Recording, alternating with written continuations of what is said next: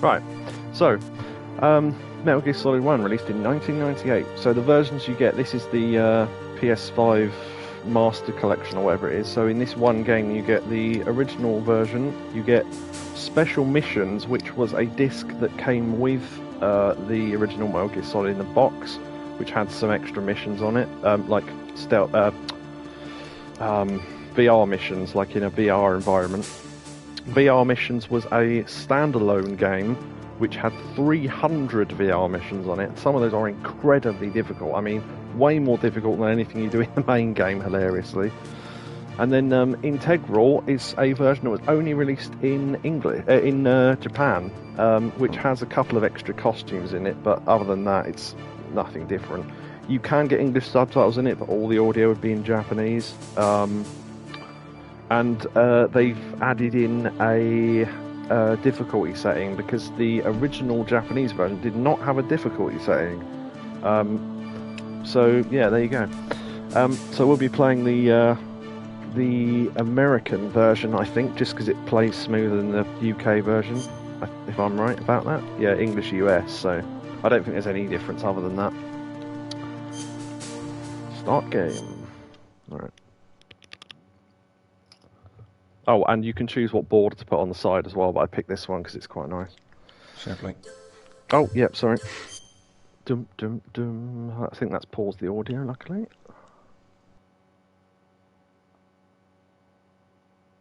Right. Now, there is a little bit of a dilemma here, but I'll go into what that dilemma is in a minute. Do, do, do, do, do. Right, so that little startup jingle, that do, do, is actually part of the theme to Police Noughts. I think that's right, which is a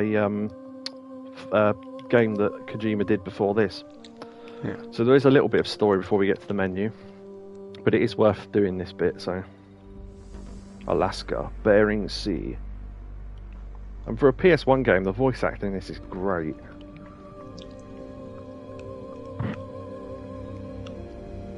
Nuclear class submarine.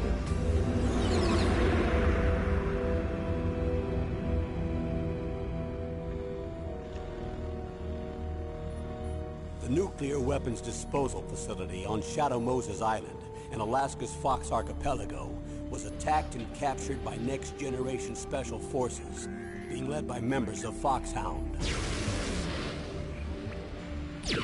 They're demanding that the government turn over the remains of Big Boss. I'll explain all this in a minute. If their demands are not met within 24 hours, they'll launch a nuclear weapon. You'll have two mission objectives. Solid Snake. First, you're to rescue DARPA Chief Donald Anderson and the president of Armstech, Kenneth Baker. Both are being held as hostages. Secondly, you're to investigate whether or not the terrorists have the ability to make a nuclear strike and stop them if they do. What's the insertion method? We'll approach the disposal facility by sub. And then?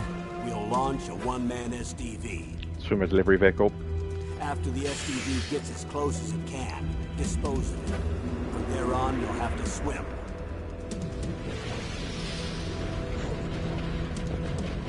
So basically, we're being launched as a missile, a non-explosive missile. The propulsion would take us close to the island, then we get out. Unit Foxhound, your former unit, and one that I was a commander of.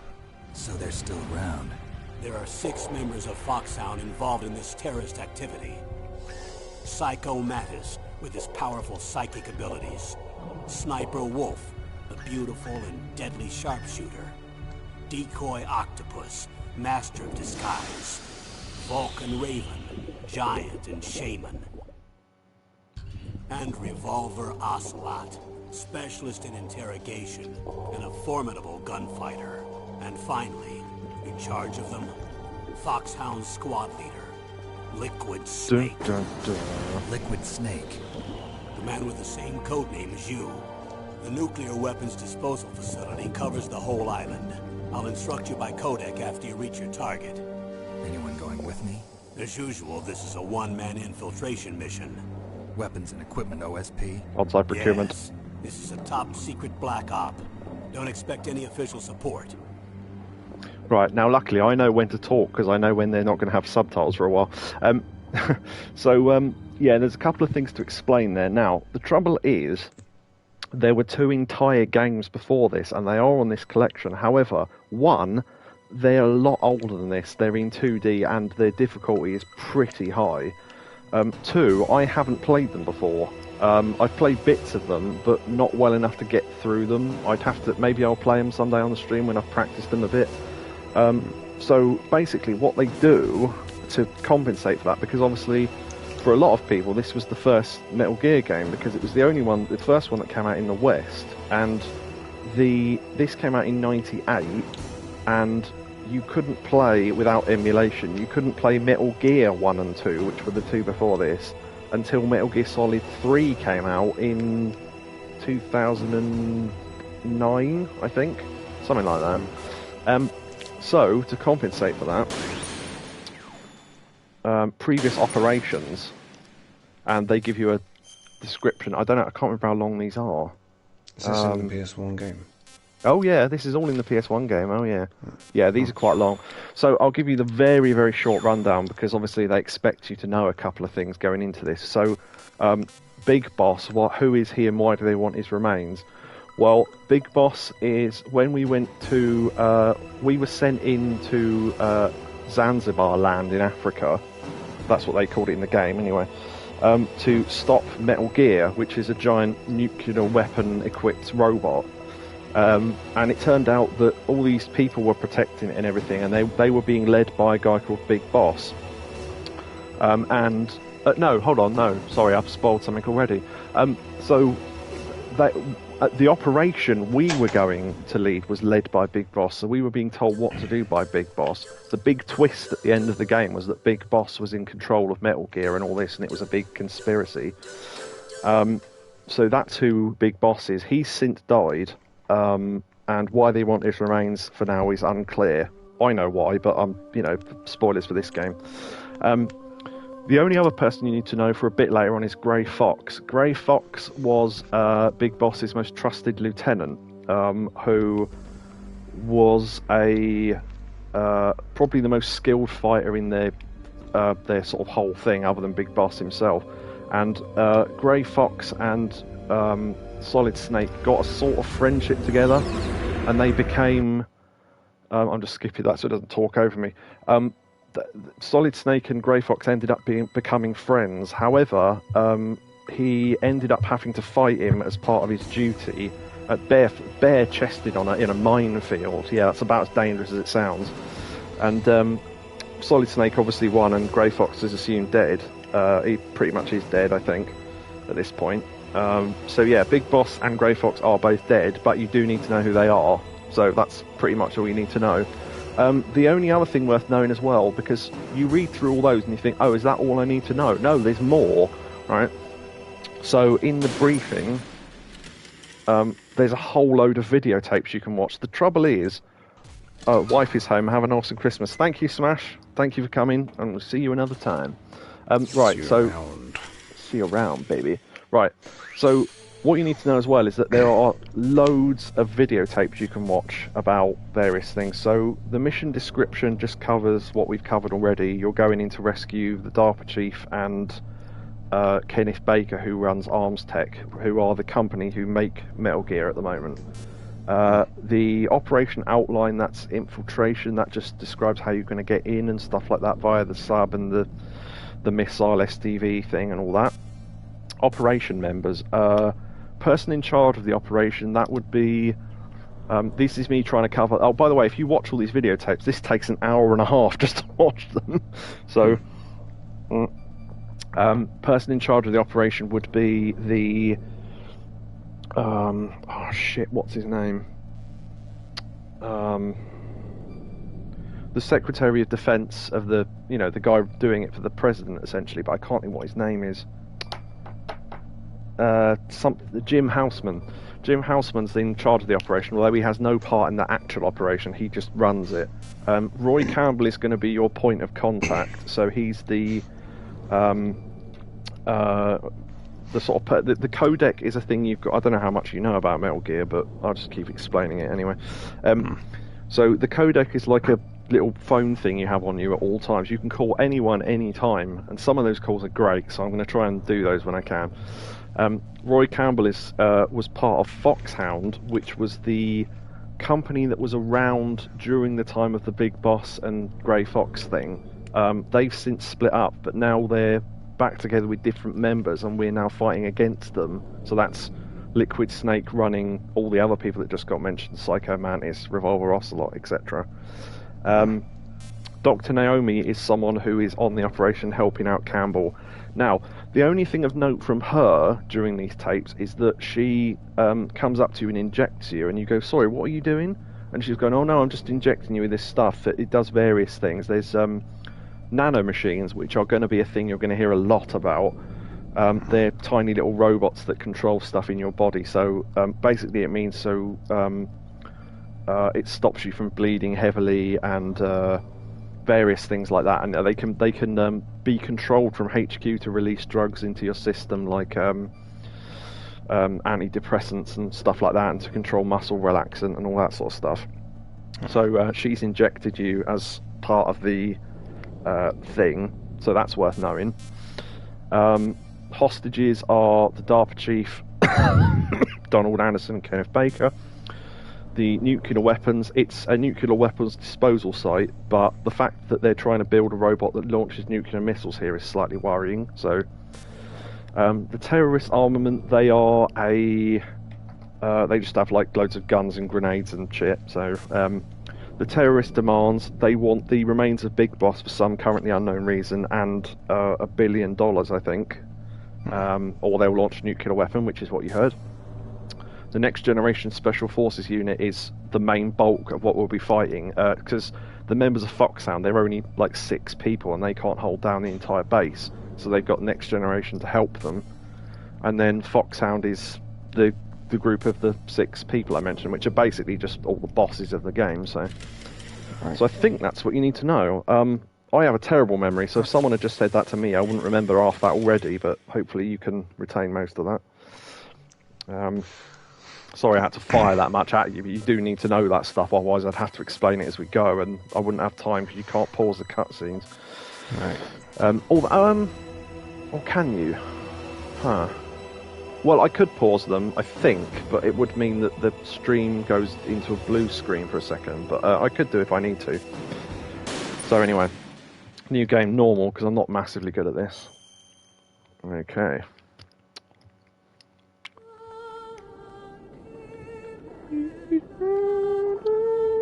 Sorry, I'll try not to do that too much.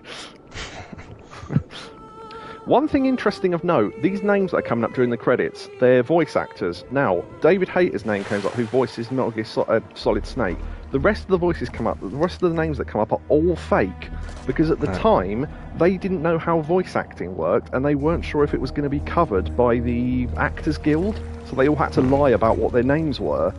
So yeah, all the names in the credits are fake, apart from David Hayter. I know it. I'm going to swat down a couple of bothersome flies. An evil Englishman with an English accent.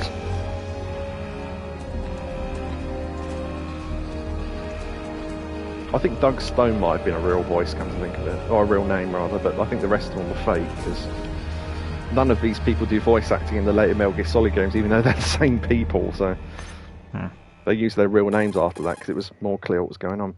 Our first look at the codec. You'll be seeing this a fair bit. You might say it was nuclear. This is Snake. Colonel, can you hear me? Loud and clear. What's the situation, Snake? So this is Like Colonel the elevator in Campbell. the back is the only way up. Just as I expected. You'll have to take the elevator to the surface, but make sure nobody sees you. If you need to, contact me by codec. The frequency is 140.85. That gets saved in the memory, When you want to so use the codec, push the select button. they've had to change that. The codec will beep. Touchpad. When you hear that noise, press the select button. The codec's receiver directly stimulates the small bones of your ear. No one but you will be able to hear it. Nice. Got it. Okay, I'm ready to go. And we're in. Right. Yeah, for anyone who doesn't like long cutscenes, this is not the series for you, trust me. And when I say long, Yakuza's got nothing on this, trust me, in terms of length, for some of them. This game is fairly light in terms of the series, and even this sometimes is... Ooh. Right, so you can go underwater. For some reason, I always thought this was just a bottomless pit for years, so I never went over here.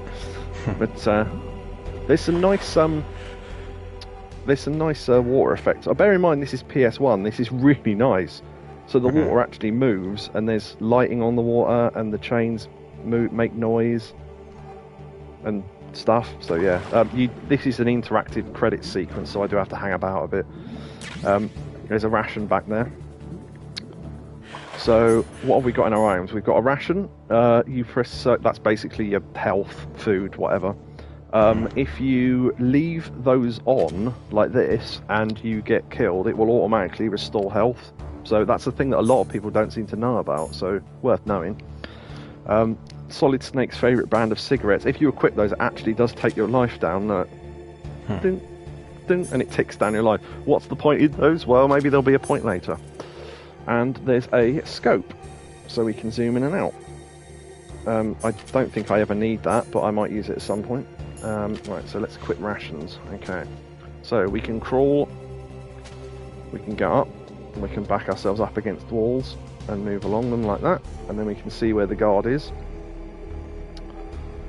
Yeah, you're basically stuck in this area until the credits finish, so I'm just going to hang about and show some stuff off. So when they yawn, they lose their sight for a second. That's worth knowing. The radar will be explained later. If you run through water... What was that noise? What was that noise? And they'll follow wet footsteps as well, so you got to be careful of that. Yeah, so other things we can do, we can punch, kick. That's someone calling on the codec. Snake, there's an elevator there you can take up to the ground. You'll just have to wait for the elevator to come down. You'd better hide somewhere. Yep, oh shit, I pressed the call button again by You'll just have accident. to wait for the elevator. Yeah, okay. There is another ration back here. There is another ration down the bottom of the map as well. The only reason why they give you 3 is because I think A, you could possibly use one in this area, and B, on lower difficulties you can hold more. Your hold capacity for oh there you go, the guard's coming down. The hold capacity goes up when you defeat bosses, so it's semi sort of upgradable. I'm trying to hide around this sort of forklift at the moment. If you get stuck, you can jump off that pier at the bottom and jump into what I said looked like a bottomless pit earlier on. But obviously I don't need to, because I know where the guards are going to be. So, and for some reason this doesn't alert them. But let's not question that. You can throw guards and choke them and drag them and break their necks and stuff, but we'll go into that later. Now that's what I call breakneck speed. Yeah, boy. Yoji Shinkawa, that is the real guy's name. I've got a book by him with all this Metal Gear Solid art, and it's beautiful. Someone made a demo on the GBA of that section I was just in. You can't walk around it or anything, but you can move around it with a camera. There he is. Solid Snake! Oh, and no characters have eyeballs in this game, by the way. Should just mention that. And technically their arms don't join onto their body if you look close enough, but still. Right. Yeah, that's why he's got shoulder pads to cover that. Technical espionage action, Metal Gear Solid. So yeah, the reason why I mentioned Naomi is because she just appears on a codec in a minute, and most people go, who the fuck's that? You're supposed to already know who she is by having listened to that hour and a half of tapes that I just covered in about 15 minutes. I didn't get all the details in, but you've got all the salient points anyway. Because yeah, she doesn't have her own codec number. She appears on the same codec as Campbell, so it's a bit confusing to people sometimes. Oh, there is one other person that we've been introduced to, I think, in the tapes, but I don't think you ever have to call her. But I will to get her on the call list anyway. Do that in a minute. I forgot. I could have done that already. It's Snake. I'm in front of the disposal facility. Excellent, Snake. Age hasn't slowed you down one bit. Interestingly, How's that sneaking suit oh working god, I'll out? take that a I'm minute. nice and dry, but it's a little hard to move. Bear with it. It's designed to prevent hypothermia. This is Alaska, you know. Take it easy, I'm grateful. If it weren't for your suit and your shot, I would have turned Yeah, into a see, she popsicle injected out you. there. An anti-freezing peptide, Snake. All of the genome soldiers in this exercise are using it. I see. I'm relieved to hear that. Already tested, huh? By the way, how's the diversionary operation going? 2 F-16s just took off from Galena and are headed your way. The terrorist radar should have already picked them up. Which is good, because they're supposed to distract them. That little comment about it didn't take you long, if you take ages at the docks, that changes. He says, oh, you're a bit rusty in your old age, Snake. What's a Russian gunship doing here? I have no idea, but it looks like our little diversion got their attention. The vibration, the Now's your thing's going best chance to crazy. slip in unnoticed. So that's whoever we saw at the dock getting in the Hind D. And the fact that it's Russian is relevant, but we'll get to that later. Yeah, so I know there's not going to be any talking for the next 30 seconds. I've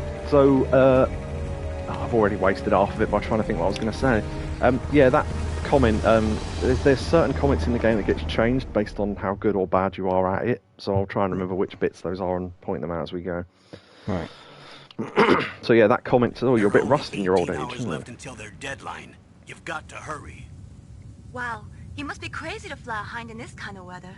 Who's that? Oh, sorry. I haven't introduced you to yet. This is Mei Ling. She was assigned to us as our visual and data processing specialist. She designed your codec, as well as your Soliton radar system. Because Asians are smart. Contact her if you have any questions about either of them. Nice to meet you, Snake. It's an honor to speak to a living legend like yourself. What's wrong? Nothing. I just didn't expect a world-class designer of military technology to be so cute. You're just flattering me. No, I'm serious. Well, I know I won't be bored for the next 18 hours. Come on. I can't believe I'm being hit on by the famous Solid Snake. But I'm surprised. You're very frank for a trained killer. Looks like we both had a lot to learn about each other. Yeah. I'm looking forward to learning about the man behind the legend.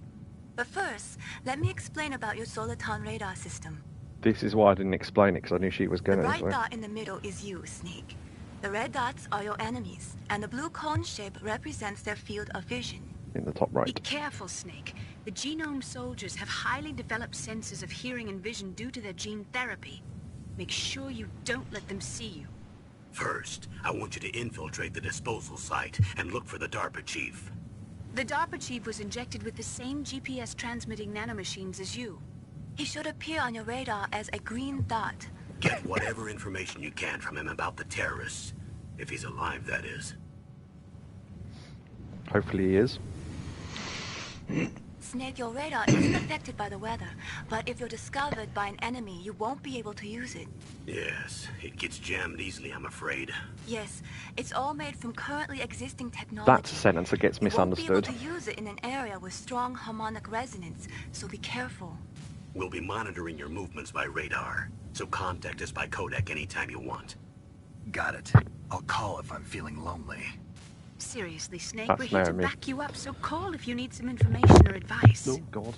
I'm also in charge of your mission data. Contact me if you want me to record your current status. My frequency is 140.96. It's a dedicated frequency for saving data. Don't forget it. And then she Remember, winks. Except for your binoculars, you're naked.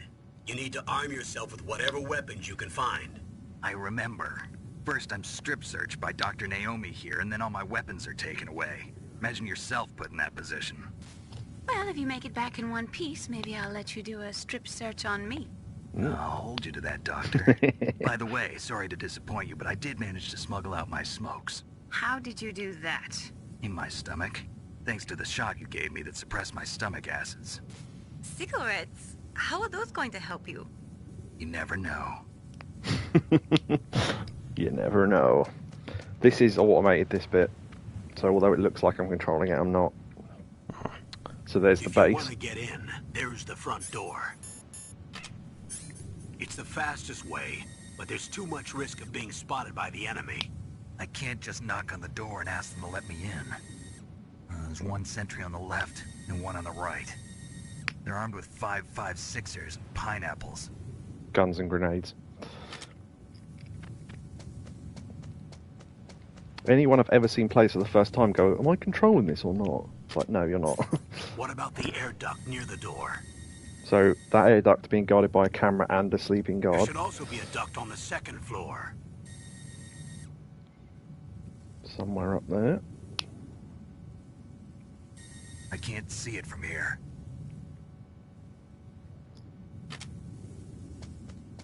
I'll let you decide the best COA. Course of action. I'm counting on you, Snake. Alright. So, in control again. Right.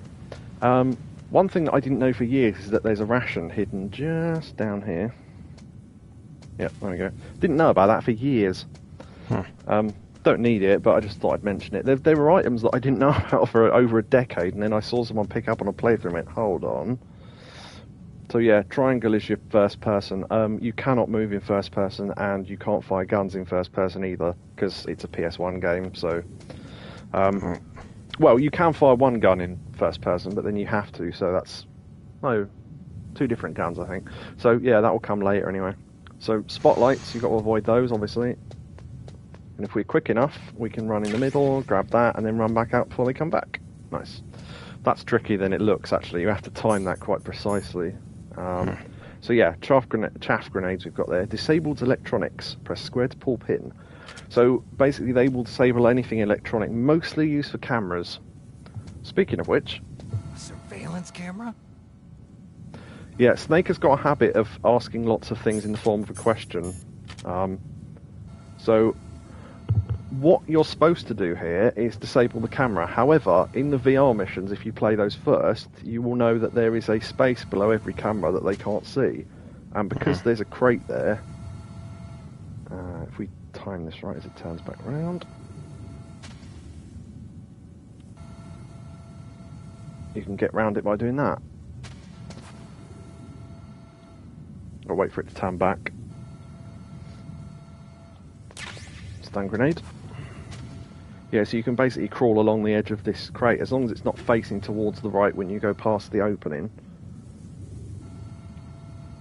And then quickly get up and run. Right, there we go. So we saved ourselves using a chaff grenade there. I have never understood what this space is for. I suppose to hide from a guard, maybe, if you get caught, but... probably should show off what happens when you get caught by a guard at some point, but I don't know when to do it. In the back of the weapons truck, SOCOM.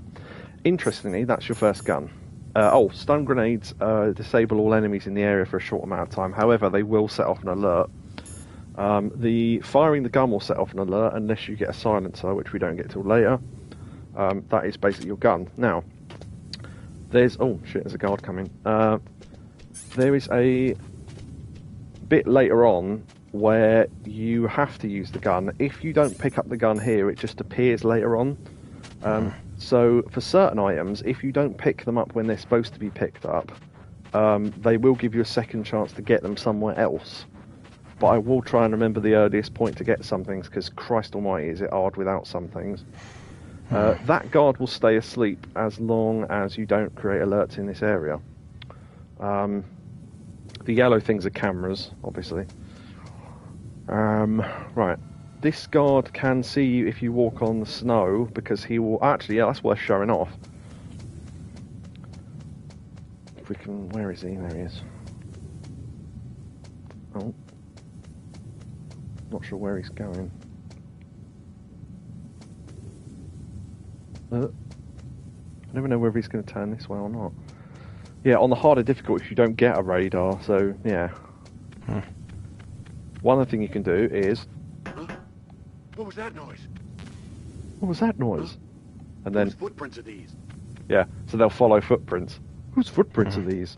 And then you can chase them around. The reason why I went left first was because if you approach a camera in here for the first time, he says, a surveillance camera? And if you do that here, he pauses in place just long enough to get bloody caught most of the time. So, yeah, it's best to approach the left first and see that camera first. We will wait for the camera to turn so we can get under it. You can skim along walls like this. Ah, shit, I just got seen. Right, okay. Dun, dun, dun, dun, dun, dun, dun, dun, dun, dun, dun, dun. So this was the music I was humming earlier.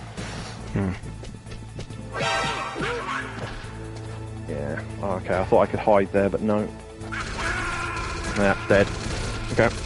Yeah, if I'd quick rations, I would have survived there, but also... Yeah, so there you go. So, yeah, depending on how many times you game over, you get different people shouting "Snake" from your team. Oh, the other thing as well, and I need to quickly look this up because it was listed in the manual when you bought the game. There is another person you can call who is not mentioned at any point.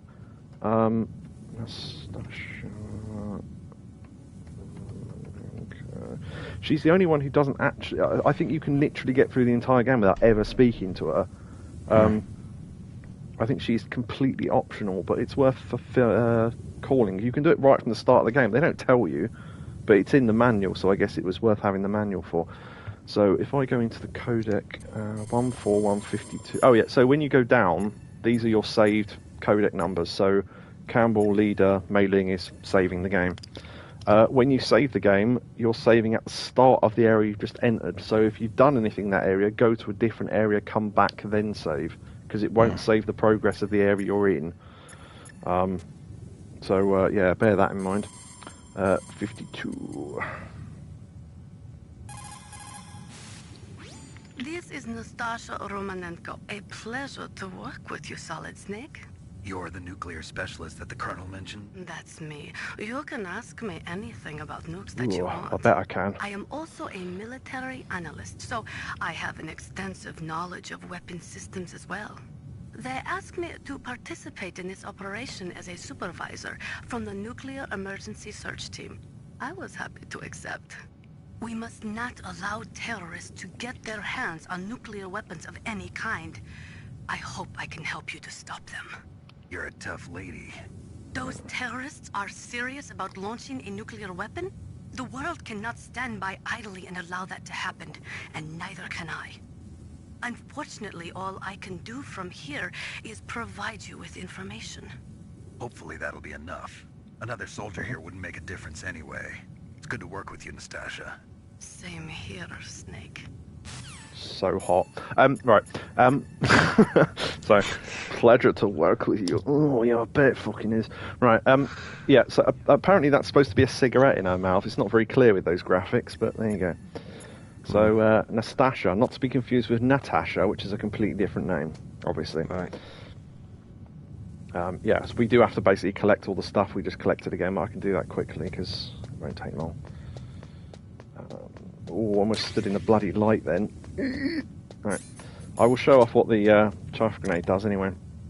So you throw that, and it fires little metal strips throughout the air. It's hard to see in the snow, but basically it means that... camera? Yeah. Basically means that the cameras are confused and can't see you for a little while. It doesn't last long, so you've got to... Yeah, about that long. So yeah.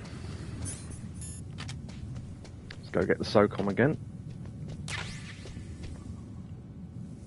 Just waiting inside because I can see that soldier outside.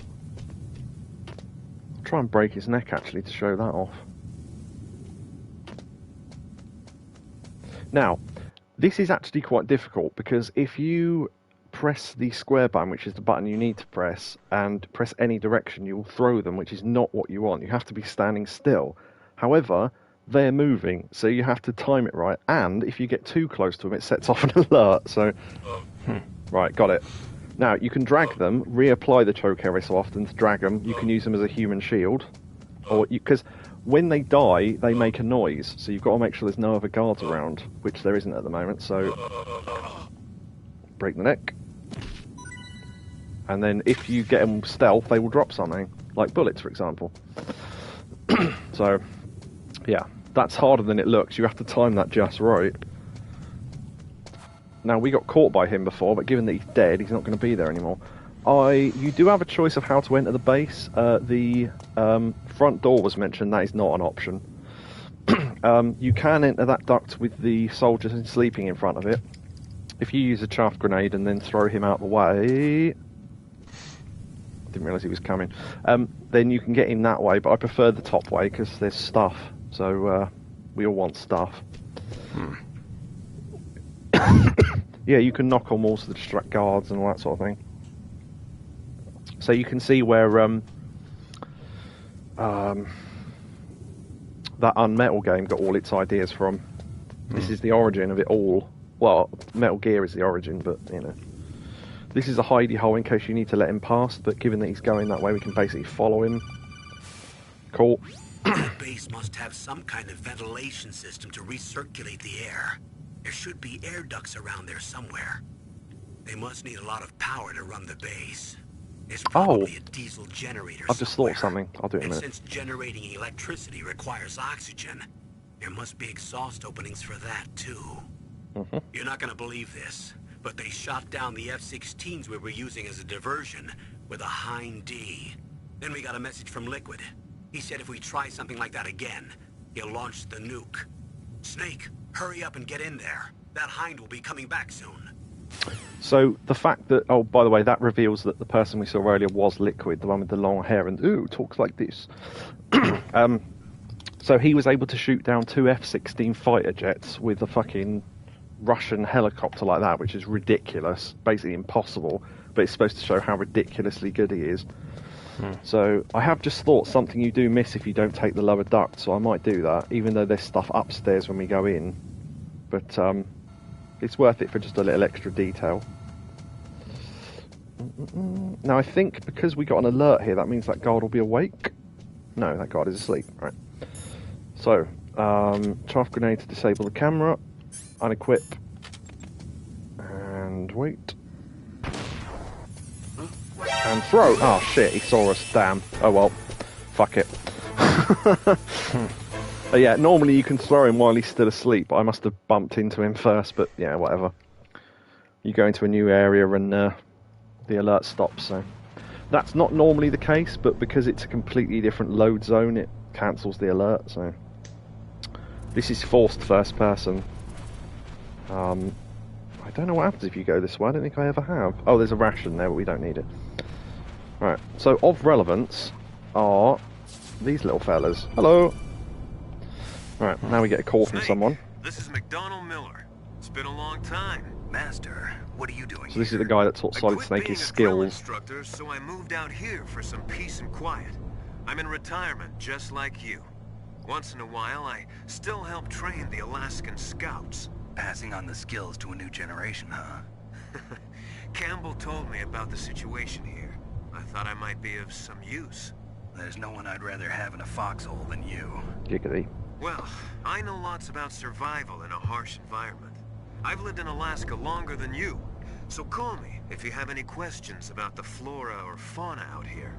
My frequency is 141.80. Those mice are Alaskan field mice. There you go. Don't worry, they can't hurt you. Wild field mice don't have a thick layer of fat, but they can still survive the bitter winters here without hibernating. They dig tunnels under the snow. That's where they stay warm. Survival specialists, huh? I should learn from them. But there's a dark side too. Sometimes the males will kill and eat offspring that's not their own. To ensure the survival of their own genes, right? Yeah, pretty brilliant program, huh? If there are mice, that means there must be an exit somewhere. Follow the mice. What great advice. Follow the mice. So yeah, if you go in the top one, which I was about to, which I normally do, you don't see the mice and you don't get the end bit of that conversation either. So it's actually relevant to what's happening. Underwater section. I don't know why the air duct's filled with water, but okay. And out.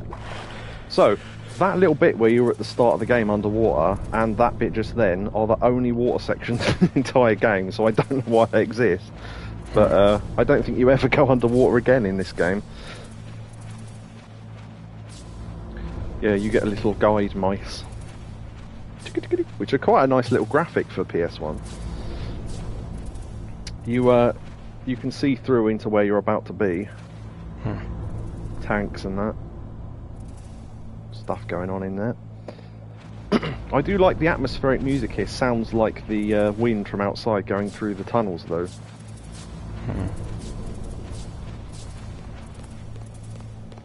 Footsteps. So they're dressed differently to the guards outside, because obviously the guards outside need to have like 8 layers of clothes on or whatever. Right. Now the music starts again. Okay, so you need card keys to get in numbered doors. The doors will have numbers on them depending on what card key you need. So use the elevator to change floors. There should be a cargo elevator that you can take down somewhere around there. Try to find it. will do. Just trying to see where one of these guards is going to go. So yeah, this is the tank hangar, hence tanks. I'm just waiting for those to turn. Right.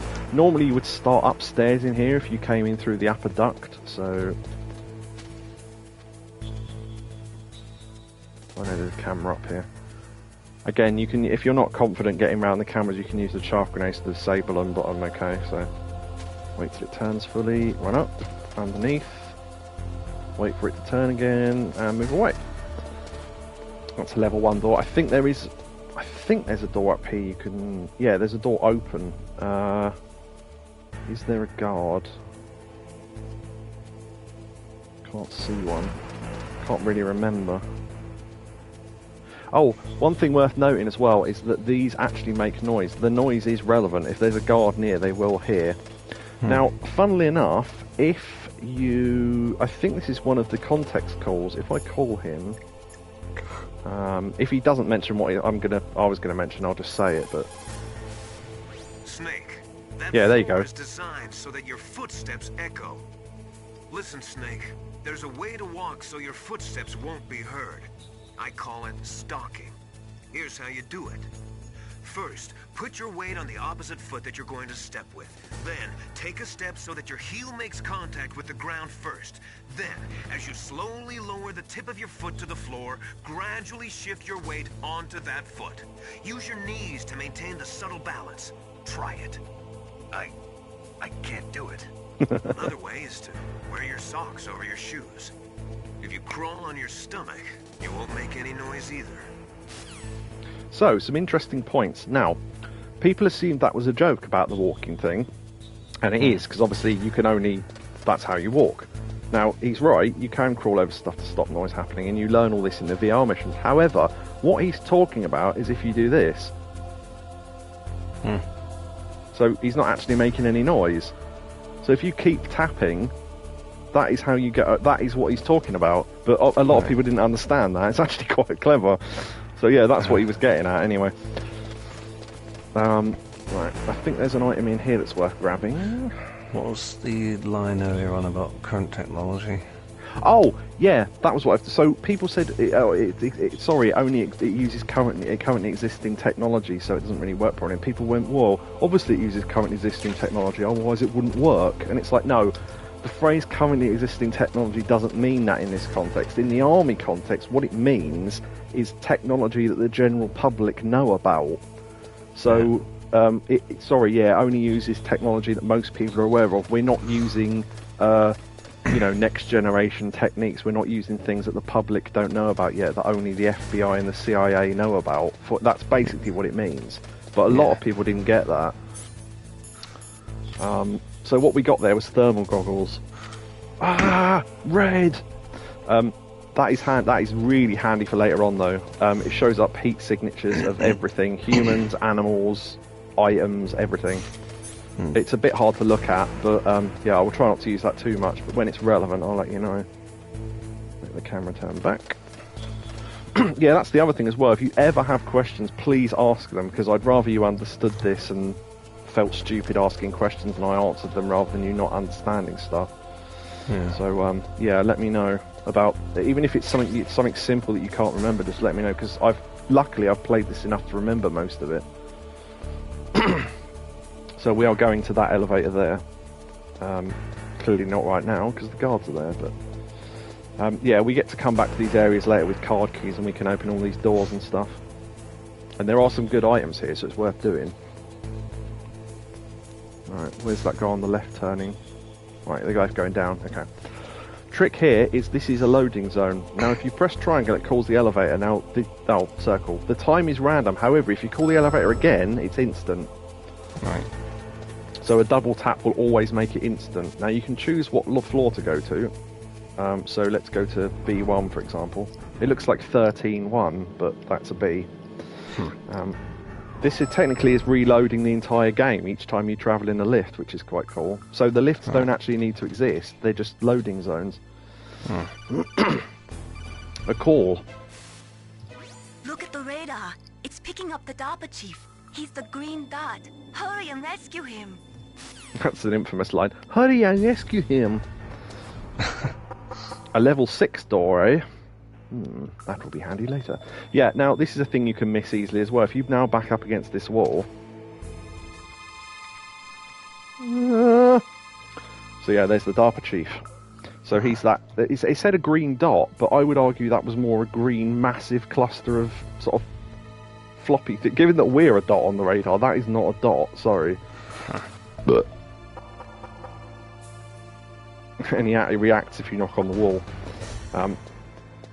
So yeah, that's a door we can't get in. So I guess you're probably not supposed to be able to work out what to do next. So maybe you call someone and they told you. But actually, will they tell you? I mean, I know what to do, but let's find out. Good. You've got yourself a weapon. To No, use that's it, not what I wanted, first but... hold down the R2 button to enter weapon mode. Then select the weapon you want with the directional button. After you've selected the weapon you want, let go of the R2 button to exit weapon mode. The weapon you selected should appear in your hand. To use Indeed it the does. weapon, follow the directions displayed in the window. If you use the R1 button, you can equip your That's weapon worth more knowing. quickly. While you're barehanded, press the R1 button to equip the last weapon you used. Press the R1 button while you're holding a Yeah, weapon that's to be very barehanded handy. again. Don't fire your gun needlessly, or you might be discovered. If you had a gun with a suppressor, it would be a different story. Indeed it would. Yeah, the SOCOM gets a suppressor at some point. None of the other weapons do. There's a couple of... Actually, I'm going to do this now while I remember, because by the time we finish the call, I won't remember. One thing they tell you in the manual that is not obvious is that you can run with the SOCOM whilst firing. Now, obviously, if you're in first person or whatever, you can't. And if you run around, if you press square, you'll stop and fire. However, if you're running and you hold down square and X, you can run with the gun, and while you're running, you then release the square button every time you want to fire, like this. And that is not obvious, but there's a mission in the VR missions that actually requires you to do that, and loads of people got stuck on it because they didn't realise you could even do that. Right. So, yeah, if you're firing with a weapon, bam, bam, bam, unequip, run, run, run, equip, re-equip. So you can re-equip. Also, re-equipping refills the ammo clip, so that's worth knowing as well. I want to get a call about the... It looks like the chief is being held in a cell. Yeah, no. Find some way to get in there. Hurry up and get him out. Does the master know? Snake, you've got to think.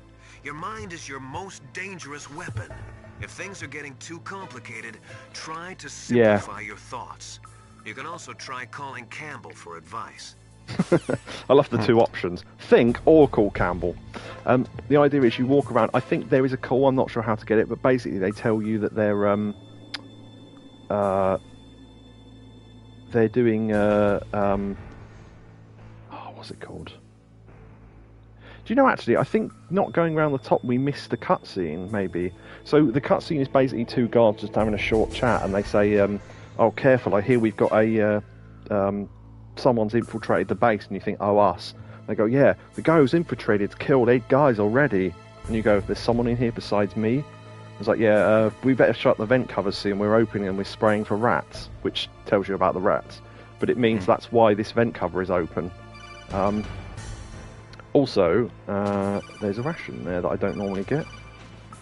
Now, interestingly, this is the key to skipping about 7/8 of the game, but we won't be doing that. Basically, you stand up whilst half inside the wall, and you can run around the outside and skip like 2/3 of the game. Right. Yeah. Snake, if you want to go up or down a ladder, just press the action button by the ladder.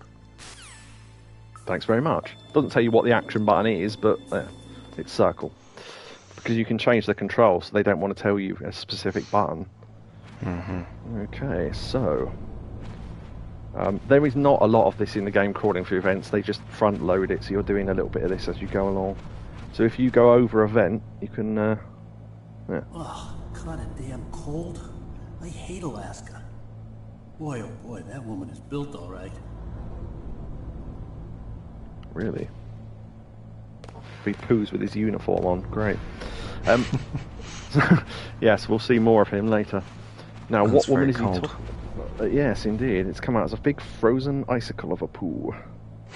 That appears to be an office.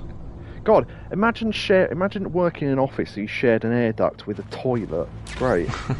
It's Final Fantasy VII. Yeah, the 90s were obsessed with that. There was a whole thing in Final Fantasy VII, if you remember that, where you have to climb up a.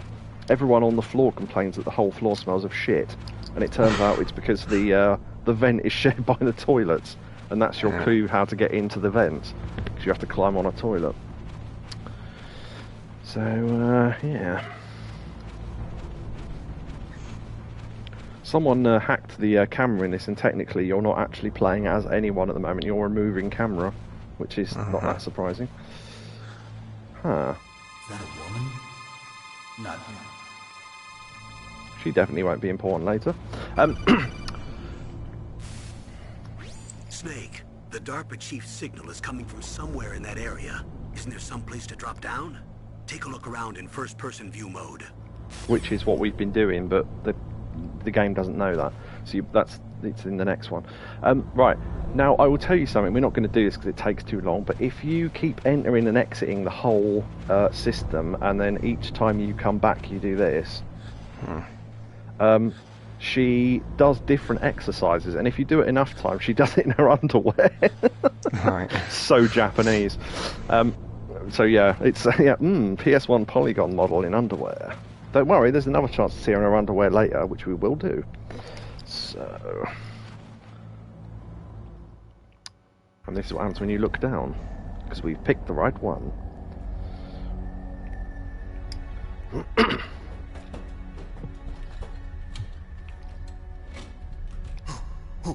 Who's that? Ow. There's quite a lot of vibration from this game. I'm here to save you. You're the DARPA chief, Donald Anderson, right? That's a toilet roll there. Save me, huh? What's your outfit? Sort of grey. I'm the pawn they sent here to save your worthless butt. Really? It's true. You don't look like one of them. The name in brackets is the voice actor, by the way. Hurry up and get me out of here. Slow down. Don't worry. First, I want some information about the terrorists. The terrorists? Do they really have the ability to launch a nuke? What are you talking about? The terrorists are threatening the White House. They say if they don't accede to their demands, they'll launch a nuclear weapon. Sweet Jesus. Is it possible? It's possible. Damn. They could launch a nuke. How do they? She's listening in. I thought this place was just for keeping the dismantled warheads. They shouldn't have access to a missile. What I'm about to tell you is classified information. Okay? We're conducting exercises with a new type of experimental weapon. A weapon that will change the world. What? A weapon with the ability to launch a nuclear attack from any place on the face of the Earth. A nuclear-equipped walking battle tank. I wonder what its name could be. Does Go he on. stand there to tell her? Metal Gear. It can't be. Bear in mind your question. Metal Gear is one of the most secret black projects. That's funny because he's black. How did you know that? We've had a couple of run-ins in the past. Referencing So Metal that's the Gear and reason Metal you Gear were here 2. at this disposal site? Why else would I come to a godforsaken place like this? I had heard the Metal Gear project was scrapped. On the contrary, it's grown into a huge joint project between ArmsTech and ourselves. We were going to use this exercise as raw data and then proceed to mass production. I'll tell you when we've got more time to ask you a question. It'll be in a minute. If it hadn't been for the revolution. Revolution? Rex has fallen into the hands of terrorists. Rex. Metal Gear Rex. The code name for the new Metal Gear prototype. They're probably already finished arming the warhead they plan to use with Rex. Uh-oh. These guys are pros. They're all experienced in handling and equipping weapons. Hey! Shut up in there, will ya? But wait, we got caught, didn't we?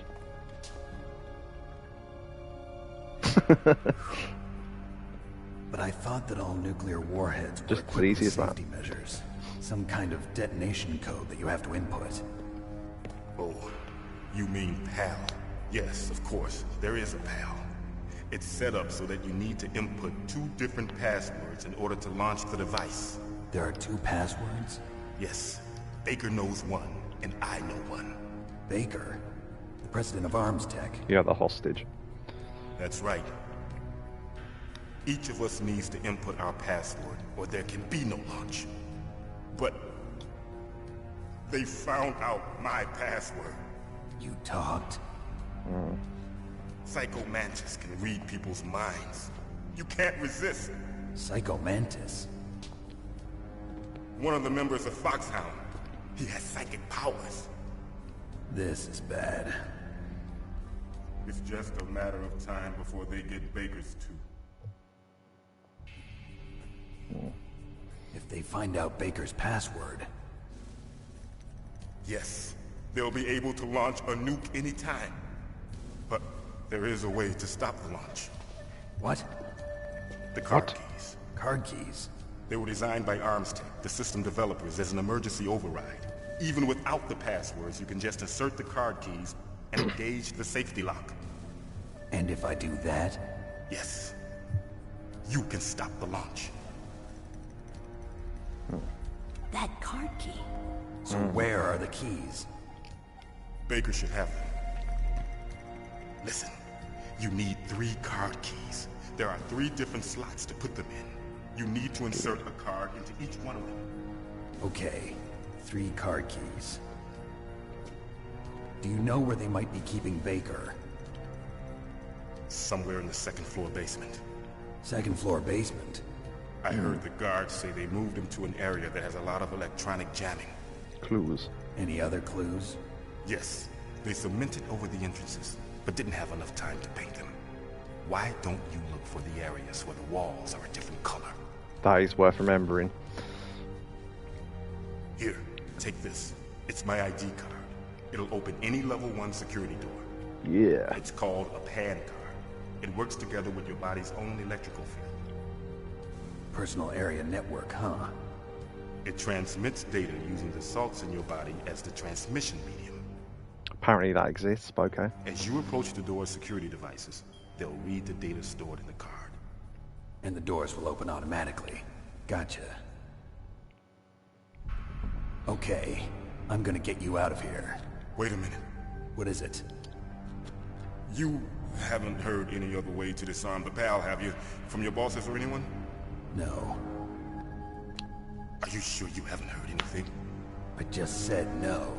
So does the White House plan to give in to the terrorists' demands? That's their problem. It has nothing to do with my orders. But Hear that what sound? about the Pentagon? Pentagon? What is it?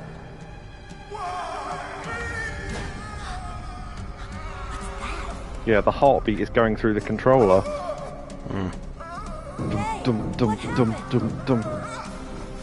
Really strong.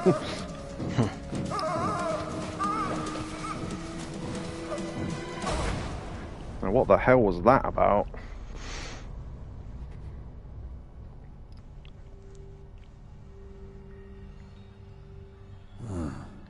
Dead.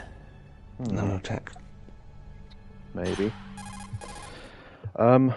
I just need to check something quickly. Naomi, the Okay, yeah. Is that pause the game?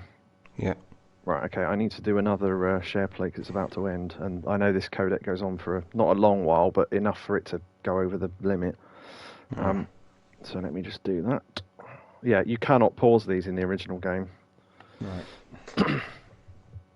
Alright, okay. Yeah, I'm sorry. Yeah, what was your question earlier? Sorry. Was he stood there to tell her all the information? Yeah, it's very much that thing of she happened to be put next door, and and all that. And when they talked about the revolution, it was basically the revolution of the terrorists coming in and overthrowing the people that already worked there and were protecting the place. So that's worth knowing. And I was going to tell you another bit of information, but I'm not sure if that's spoiler or not. I'm not sure if you're supposed to know that yet, so I'll leave it for now. But yeah, it's partly about who that was. So yeah, I don't think you should know yet. So let's carry on. Resume game. What happened? I don't know. It looked like a heart attack, but... A heart attack? No. Colonel, are you hiding something from me? Absolutely not. Snake, you've got to understand. This op is security level red. You need the highest security clearance to get access to the complete file. You want me to believe that you're in charge of this op, but you don't have complete access to the file? I told you. The Secretary of Defense is in operational Exactly. control. I'm just here as your support. Snake, we don't have time to debate. Get out of there and find President Baker. Alright. So, dead body. Something's going on outside. So, did he have nanobots inside him? He would have to have done for him to show up on the radar, yes. Right. Oh yeah, you're free to guess what's going on, by the way. I'm not going to tell you if you're right or not, yeah. but it would be interesting to see. So the door's just been opened. Suspicious. Yeah, so because of what he said, the nanobots killed him. Very possibly. That is. I have heard that as a theory before. I'm not going to say whether it's right or not because it will ruin the story if I did. But if you look very closely around the toilet, there's moving maggots on the floor. Look. How cool is that as a detail? I mean, it's disgusting, but it's a good detail. Although they have made fit to give you a square toilet roll on that little shelf. So, and the only reason why I know it's a toilet roll is because if you go to this camera angle, you can see there's a hole in it. Yeah. So yes. You can't actually get on the bed despite how low it is, but you can go under it. So there's a ration under here that you may or may not need. Dead body. I think it changed the camera angle. If you duck there, it actually changes the camera angle to see him more. Yeah. So yes, the DARPA chief is dead. How and why, we do not know. We just heard some goings on outside the door, and a guard passed the door. So maybe equip the weapon and be ready.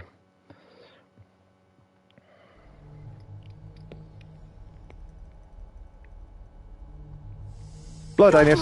Oh, they put pants on him. That wasn't in the original.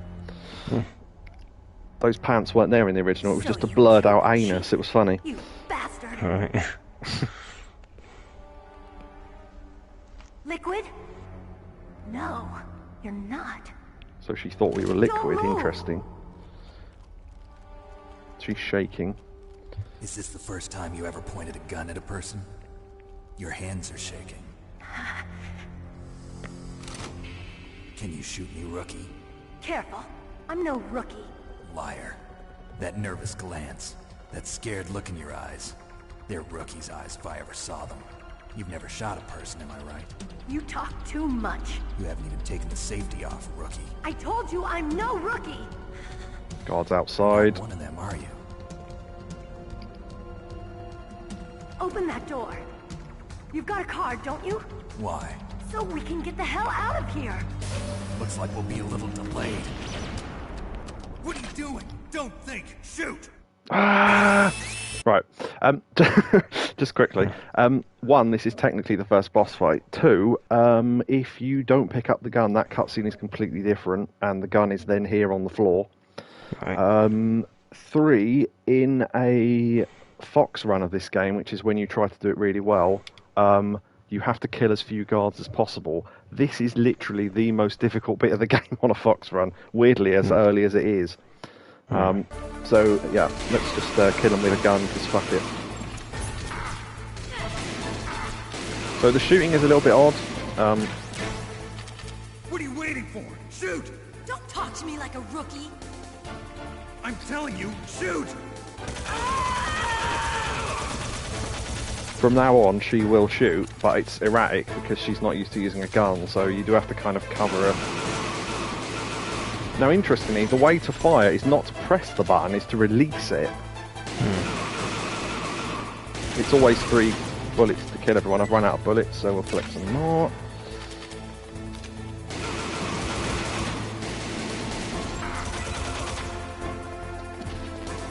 Might as well take a ration and grab another one. Grenade! I was ready for that.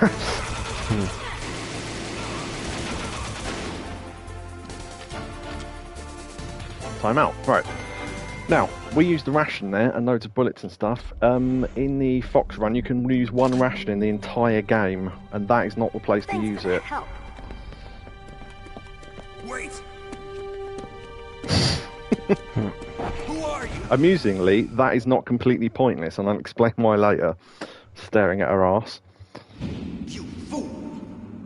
You've killed him! I'm sorry, sir. His mental shielding was very strong. I could not dive into his mind. Now we'll never get that detonation code. Boss, I have a good idea. Weird.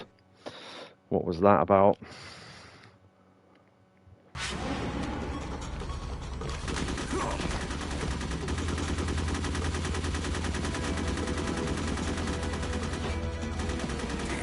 Didn't want to shoot earlier. Victorious fist pump. She got away. Nope.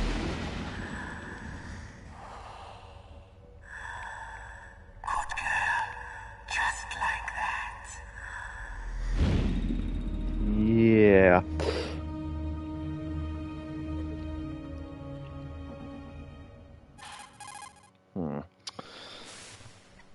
Naomi, I just had some kind of hallucination. Is it from the nanomachines?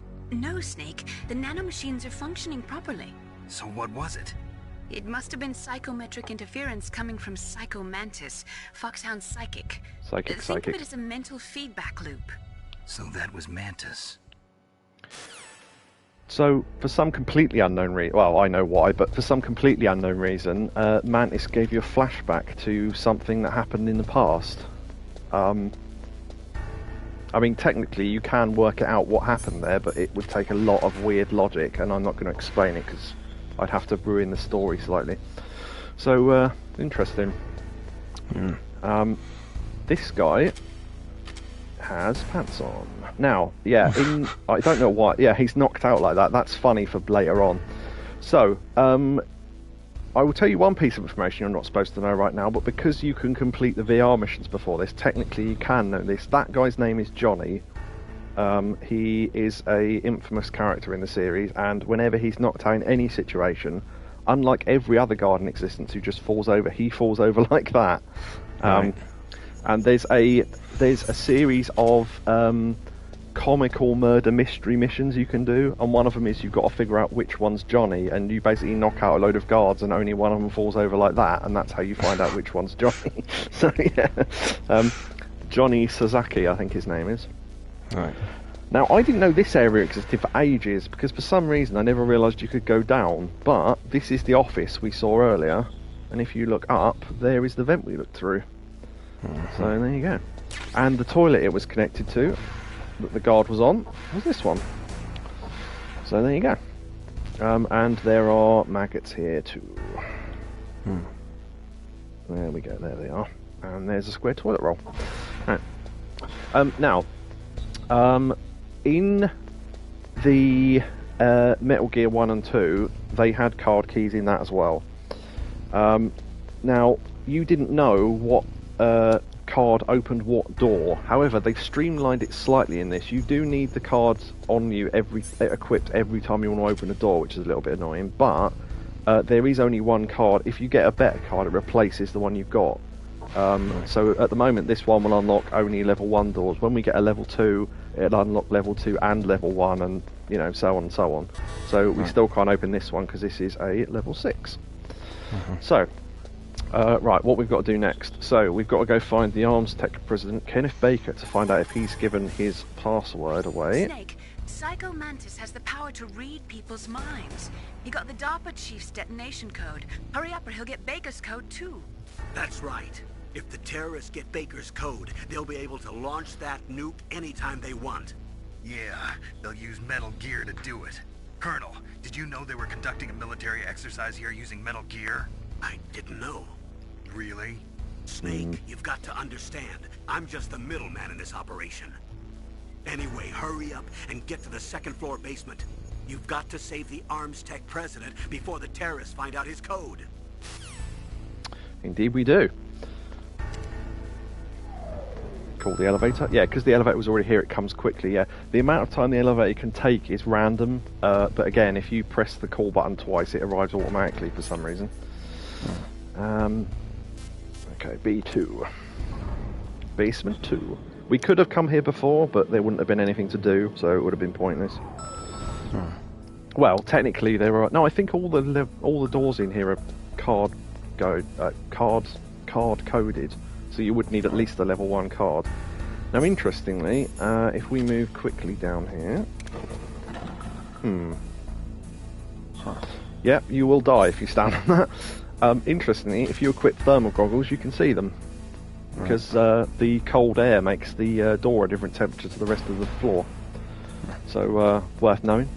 I do know where all the trapdoors are in the game, though, so I will be avoiding them, but I'll be pointing them out as we go.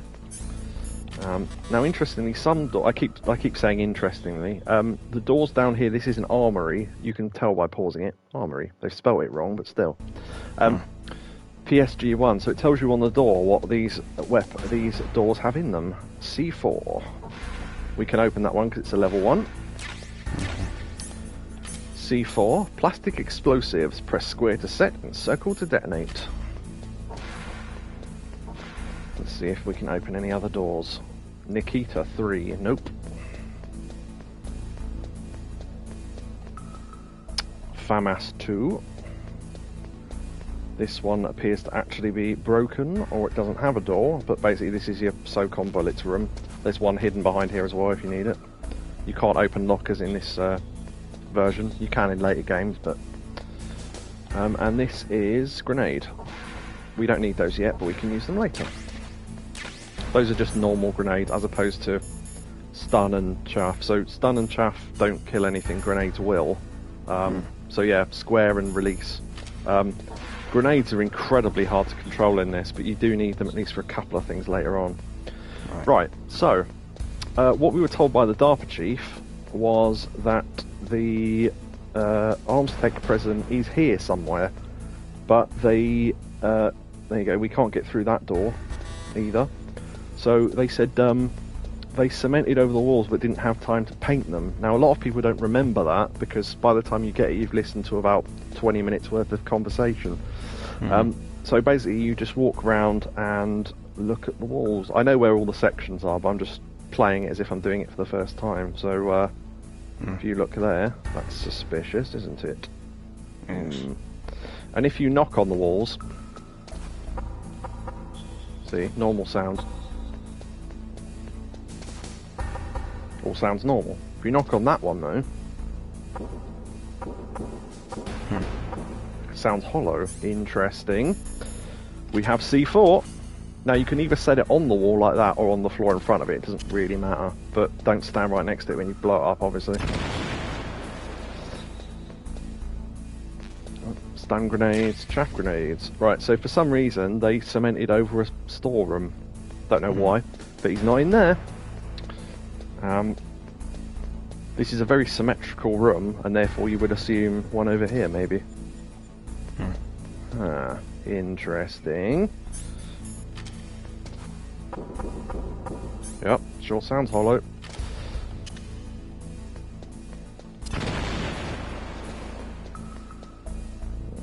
Now, I'm only doing this because I know there's something in here.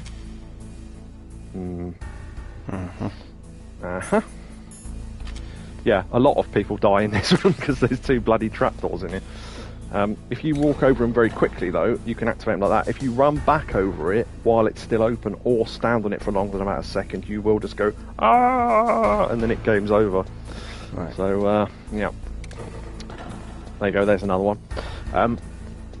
Right, the only other place where there is a breakable wall is down here. Obviously, you'd have to spend time looking around, but I know where they are. So this one's even more obvious if you look at it. So, yeah. Just to show you don't actually need to attach it to the door, or indeed that near it. Actually put it slightly far away from the wall, and you can explode it while you're in first person. There you go. Nice.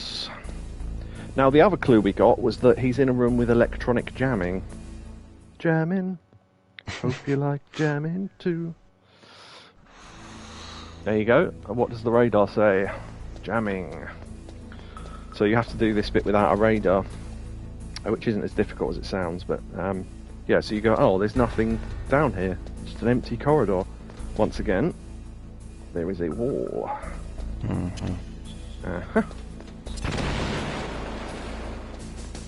Now, we have 2 C4 left. There is a wall there, and a wall there that we can explode, which are 2 different areas. You can set more than one at a time, by the way, I just thought I'd mention that. Oh, and if you're very close, this is something funny that I will try later on, which is, it'll completely kill me, but it'll be funny.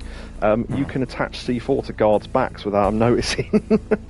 Then make them walk around with C4 on their back. There is a mission in the VR missions that you have to do that. You have to blow up a camera that you can't get to, and the only way to do it is to attach a C4 to a guard and wait for the guard to walk past the camera, and then blow them both up at once. Right. But, yeah. So that blows up that one, and that blows up that one. Right, now, I know for a fact what's in here, so I'm going to get the chaff grenades ready, because if you listen carefully, you can hear a camera. Yeah. There you go. And it's got a gun on it. Go on. Why would the C4 know which order to blow up in? Yeah, that's a good point, actually. I think it's more Snake that's blowing up in order. They will. That's the other thing to remember as well. They will only blow up in the order you place them in, and I think you can only place 8 at once, although why you'd ever need to do that, I don't know. Well, technically there's a boss later on that would be handy for, but I don't use them for that. Unless they've got individual triggers. Well, true. I mean, you are using the same detonator. It doesn't actually say, but... Yeah, in the demo for this, which came out before the game ever came out, there was a very long section where it's basically Snake running around the base, including this area, putting C4 everywhere, and then you detonating them all as the alarm constantly goes off and loads of soldiers die. So when the game came out, people went, where's that bit? And they went, no, it's not something you need to do. We just did it to show off graphics in the demo. It's like, oh, okay. If we look through this hole, an old man. So that's where we need to go. Right. Right. So there's a camera through here, so let's throw a chaff grenade. So we can search this area first. Security level too high. Security level too high. More C4s. I'm just going through here quick because it means we don't have to use a second one then. Right, yeah, so that's a level 6, and that is a level... not sure... level 4. Yeah, that's worth remembering for later on, because we don't come back here for a long time, but we don't get card 4 for a fair bit as well. Right, let's equip the SOCOM, and let's equip the rations.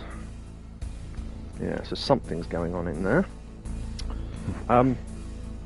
Yeah,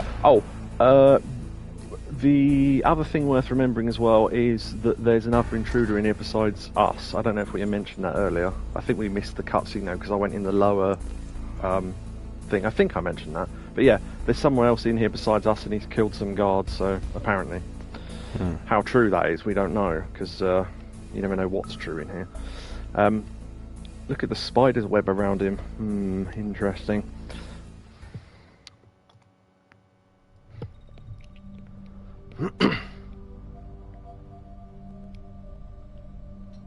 Am I too late?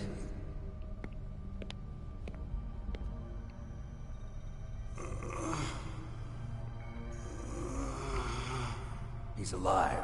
You're the Arms Tech president, Kenneth Baker, right? Don't worry. I'm here to save you. No, don't touch it. C4. Yep.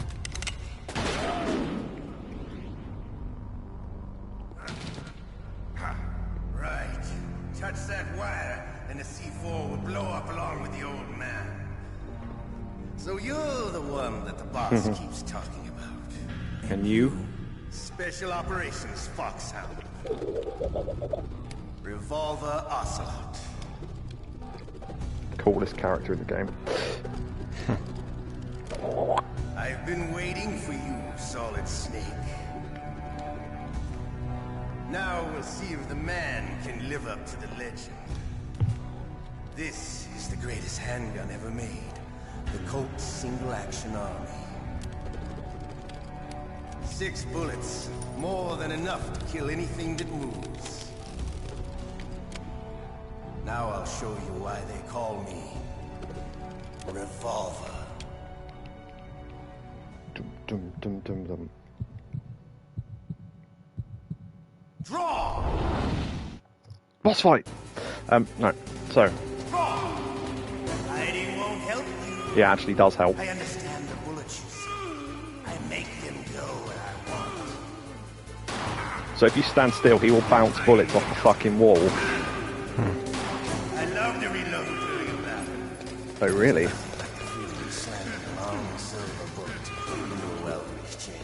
I let him say that because it sounds sexual. Let's go. So, if you run out of bullets, including the ones around the room, then you are pretty much screwed. There's no option. You can blow them up with C4, but you have to do it in a very specific way. So, yeah, don't waste bullets is my thing here. Now, this is the boss fight where it's handy to know that you can run with the gun drawn.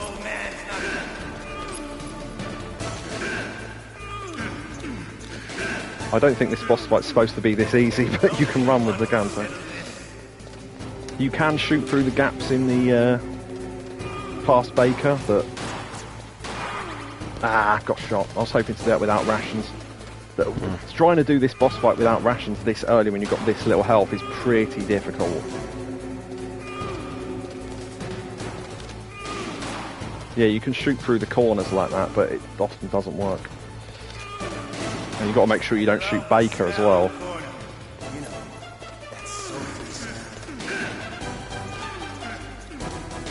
If you shoot him while he's reloading, you can see when he's got to reload because his bullets are next to his health bar there, and he slowly reloads them. If you shoot him while he's still got bullets, he will counter shoot, so you've got to do a little side run like that to get around the bullet.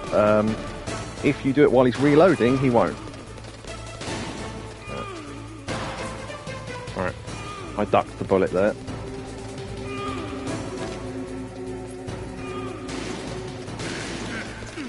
Somehow I missed him there, I don't know how I managed that. Re-equip, so refill the bullets.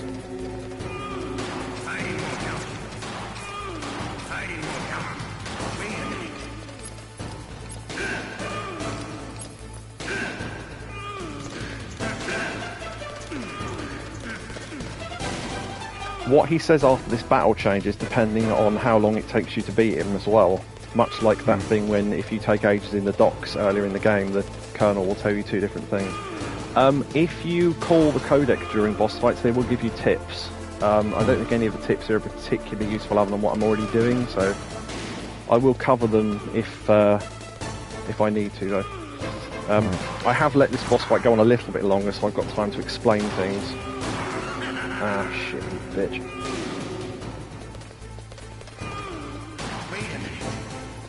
Yeah, so we can catch him unaware while he's reloading. Got him. You're pretty good. Just what I'd expect from the man with the same code as the boss. If you did badly, though, he would have commented differently. Since I had such a good fight, but I'm just getting warmed up. What? My hand!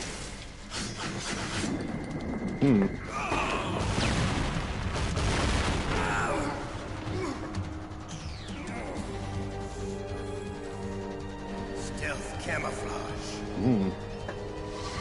Can't you even die right? You were lucky. We'll meet again. Cut his fucking hand off.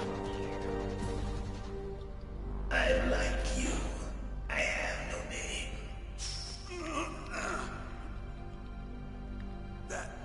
That exoskeleton.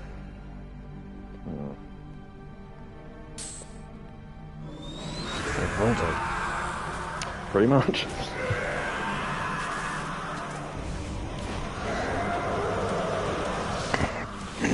A lot of this, I just want to say, a lot of this isn't meant to make sense yet. Who the hell? Pretty much the reaction that deserved. Who the hell? Well, he's gone, and he cut off Ocelot's hand, so he saved us, technically. I'm not one of them. The DARPA chief told me he gave them his detonation code. What about yours? Oh, I get it.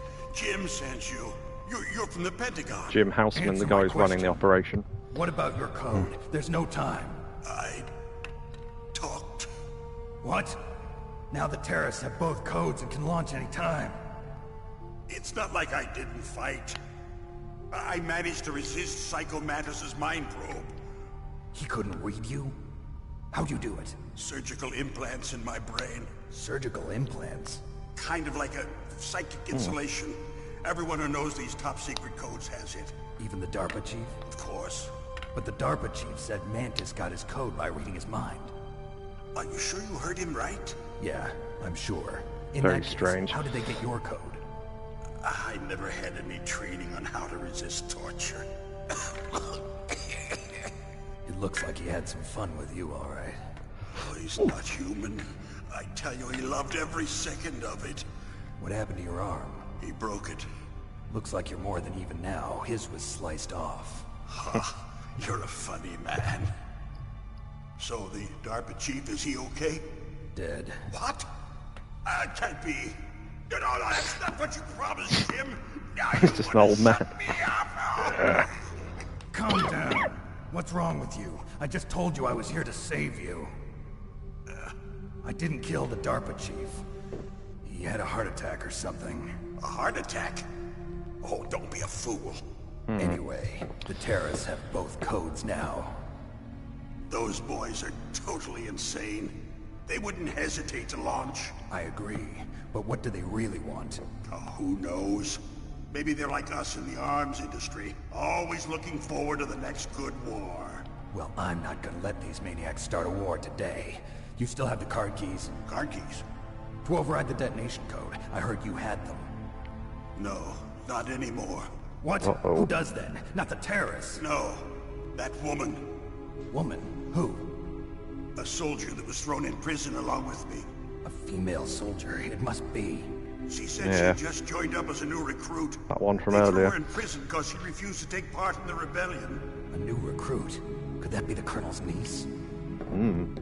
Yeah, that's the other bit as well. So, Looks like just quickly, I didn't know if that was going to be a spoiler or not, and I couldn't remember if it was mentioned in the tapes or not, but one of the reasons why the Colonel wanted to be involved with this is because he heard his niece was drafted into the army. And, yeah, it's probably that woman. So, yeah, I just thought I'd mention that. I need to break out of here, though. I hope she's okay. I'm sure she is. She's green, but as tough as they come. But how did you know she escaped? I was in contact with her by codec. Until I was tied up here, that is. Codec? Yes, she stole it from the guard. If she still has it, you should be able to contact her. Oh, good. I'm sure she still has it. What frequency was she at? Oh, yeah. Let me tell you, it's... Oh, sorry. I forgot. Damn! Oh, that's right. Dramatic zoom. It should be on the back of the CD case. Try to contact her. I'll contact her right away. We'll but get to tell that me, in a minute. if this doesn't work, is there some other way to prevent the missile launch?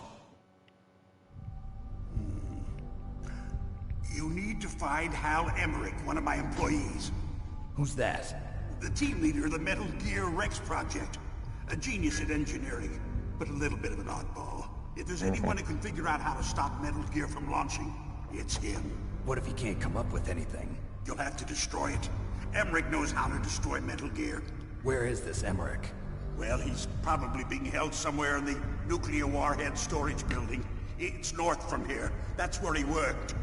I understand, but why Metal Gear? The nuclear age ended with the turn of the millennium. Oh, you're wrong. The threat of nuclear war isn't gone. In fact, it's greater than it's ever been. Why was this game 2 CDs? The amount of spent That's nuclear why. fuel and plutonium is Actual increasing footage. even today. Listen, Have you ever seen a warehouse full of nuclear material? No. Drums and drums of nuclear waste stacked this high, as far as you can see. Because there's still no real way to dispose of the stuff. So they just close the lid and try to pretend like it'll go away? Essentially, yes. And they're not even doing a good job of storing it. Many of the drums are corroded, with nuclear waste seeping out of them. Unbelievable. Not only that, but several pounds of muff are reported every year. Muff. Muff? It stands for material unaccounted for. Ah. It proves that there's a large and well-organized black market in nuclear materials. Furthermore, since the end of the Cold War, Russian nuclear engineers in particular are out of work with no way to turn. So they've got engineers and In other materials. words, there's plenty of available nuclear material and scientists for making a bomb. We live in an age when any small country can have a nuclear weapons program. What about the other superpowers? Russia and China still maintain a significant nuclear presence. Complete nuclear disarmament is an impossibility. To maintain our own policy of deterrence, we need a weapon of overwhelming power. Which would be... You mean Metal Gear? Yes. You know our industry suffered quite a blow as a result of the cuts in military budgets due to this so-called peace. I remember hearing a lot about mergers and takeovers among the big weapons makers. Yes, and after my company lost their bid to produce the Air Force's next line of fighter jet, the Metal Gear system was our last ace in the hole. That's why we pushed to have Metal Gear developed as a black project. Black project? Secret projects paid for by the Pentagon's black budget. You can avoid a lot of red tape and get a great lead time on your weapons production. And no one can bother you. Not even those bleeding heart liberals on the Military Oversight Committee. That's why I didn't explain what a black project was earlier, because I knew he was going to do it. Bribes. I prefer to think of it as good business. Anyway, Metal Gear was going to be formally adopted after the results of this exercise were analyzed. I don't give a crap about you and your company. Yes, that's about what I'd expect from a grunt like you. Here, this is what you came for, right? What's that? An optical disc. It's all here. The main hard drive was destroyed by gunfire. This is the only remaining copy of the data. Better take it then. Data? All the data collected from this exercise. Don't play dumb. I know you were sent to get this. I hid it from that sadistic maniac while he was torturing me. They don't know this disc exists. Make sure you report this to Jim. To your boss. I'll give you my card too. It'll open up all security level 2 doors. Nice. Can you walk? No. No, you go on without me. They got my password. They don't want anything else from me. I have one more question. Who or what was that ninja thing? It looked like you knew something. That ninja? That was Foxhound's dark little secret. Dark little secret? An experimental genome soldier. You know him? You should ask Dr. Naomi Hunter from Foxhound. She knows better than I. I will. Naomi? You've got to stop them. If it goes public, my company and I are finished. What? Does Metal Gear use currently existing technology? Metal Gear itself does, but... What did you do to me? Oh, no. Oh, no, it can't be. Those Pentagon bastards. So, they actually went and did it. What are you talking about? They're just using you for...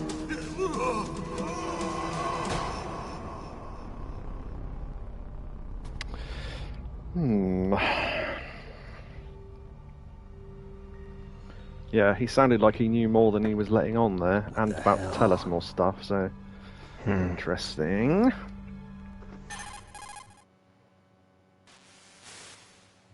Colonel, are you listening? Now he's dead too. I have no idea. Don't lie to me. It looked like another heart attack, but... Some kind of poison? Well, there are lots of drugs that can cause a heart attack in large doses. For example, potassium chloride or dioxides, but we won't be able to tell without doing an autopsy. Damn! Snake, I want you and Meryl to work together. Can I trust her? More than you can trust me. Get in contact with her. Snake, there's a lot of electrical interference coming from there. It should be okay if you do burst transmission like us, but normal transmission is probably impossible.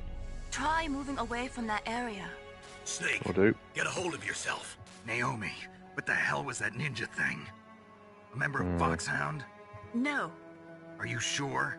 Yes, we have no one like that in our unit. Is that right? Snake, I'm counting on you. Probably should have mentioned that Naomi also works at Foxhound. Forgot that bit. Yeah, so she said she didn't know that what ninja was, but she seemed very sketchy about it. And the Colonel's clearly not telling us everything we need to know, and neither was Baker. So who the fuck do you trust, exactly? Right, now, we got given a disc. Optic disc containing Metal Gear exercise data. Now, we need to call Merrill, not from here, because the electronic jamming is in effect, so we need to get to an area where there's no electronic jamming, which would basically be just out here where we were before. So let's do that first. We'll get on finding several pounds of muff later on. Right. So we can open other doors. Now they replenish if you go 2 rooms away from somewhere. It replenishes the items, I think. So we can now collect more weapons than we could before because we have a level 2 card. So let's do that. Oh, and because we beat a boss, the beating the guards earlier didn't count, but beating Ocelot does. So if you look, rations are still at 2. The capacity for all the weapons has gone up. So instead of 4, we can carry 6. We can carry 49 bullets, and our health bar in the top left has extended as well. So that's worth knowing. Can we get in this one? Right. Now this is an interesting one because there's weird lines on the wall and the floor. Now what normally happens is you run in and some stuff happens and an alarm goes off. Or you can equip the thermal goggles that we picked up earlier. Interesting. So there's 2 lines, so you can see if we get on the floor they're above us, so you can crawl under them. The other thing you can do as well, when he said what would you ever need smokes for, if you didn't pick up the thermal goggles because you wouldn't have them now, look, the smoke, actually, they're smokeless cigarettes. However, if you blow smoke into the wire, they highlight. So that's cool, isn't it? So there's more than one way to do this sort of thing. So, in essence, you've just got to crawl under it. FAMAS. FAMAS bullets 25. FAMAS bullets 25. The FAMAS is the French something assault something.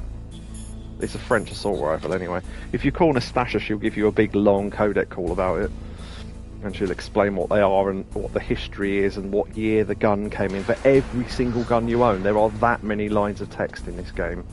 I mean, there's literally about, I think the script for this game is like 1,500 pages or something, just because of the sheer amount of codecs in this. We will never sometimes there will be videos online going, oh, rare codec calls, and I go, yeah, right. Every so often they will play one that I have never heard. Even though I've been playing this since the 90s. So there are that many codec calls, because some of them are so dependent on where you are holding a certain item, doing a certain action, that you'll just never hear them all. Right, now, oh, I forgot about that. No, let's not go there. Right, so, now, we need to call Merrill. Now, we don't have her codec number, because Baker didn't know it. However, the thing he did say was it's on the back of the CD case. Oh, wrong button. The DARPA chief and I might as well listen to this. So now the terrorists know both detonation codes. Yeah, and on top of that, they both died right in front of my eyes. Snake, now that the terrorists have both detonation codes, the only way to stop a nuclear launch is to either use the detonation code release keys that Merrill's holding, or find the Metal Gear chief engineer that President Baker mentioned, Hal Emmerich. In any case, you should contact Merrill by codec. Wasn't her frequency written on the back of the CD case? So you go, oh, we did get given a thing from thing, and you go, right, how do I look at the back of this? You can't. There's no way to look at the back of it. you call different people and they go, oh, you'd have to ask Campbell for help, and that's all he'll ever tell you. Now, this is fucking genius. I'm going to send you a picture, and I'm not going to tell you what it is. I just want you to look at it. If you're able to open that, by the way. If you can't, let me know.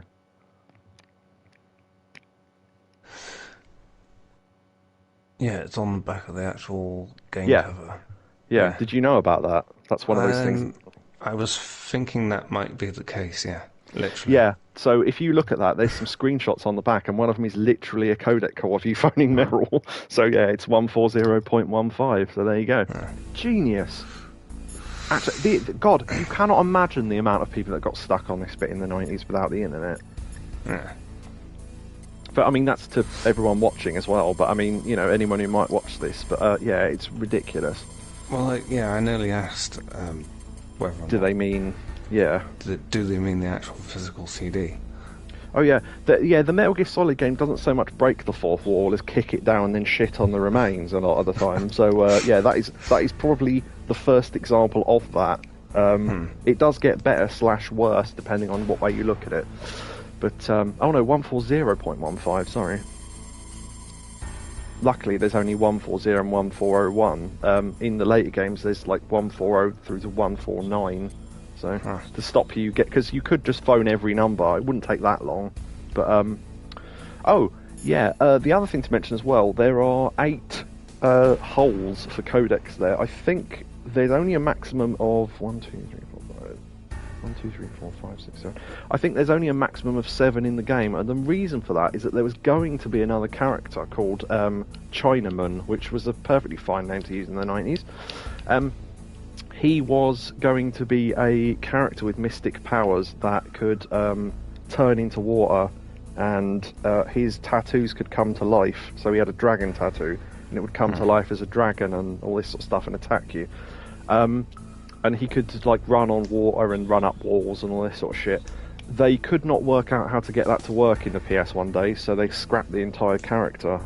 Some of those ideas get reused in later games. But yeah, I just thought I'd cover that. So yeah, the 8th codec thing was probably for Chinaman. It's a bit of a guess, but yeah, it doesn't get used. So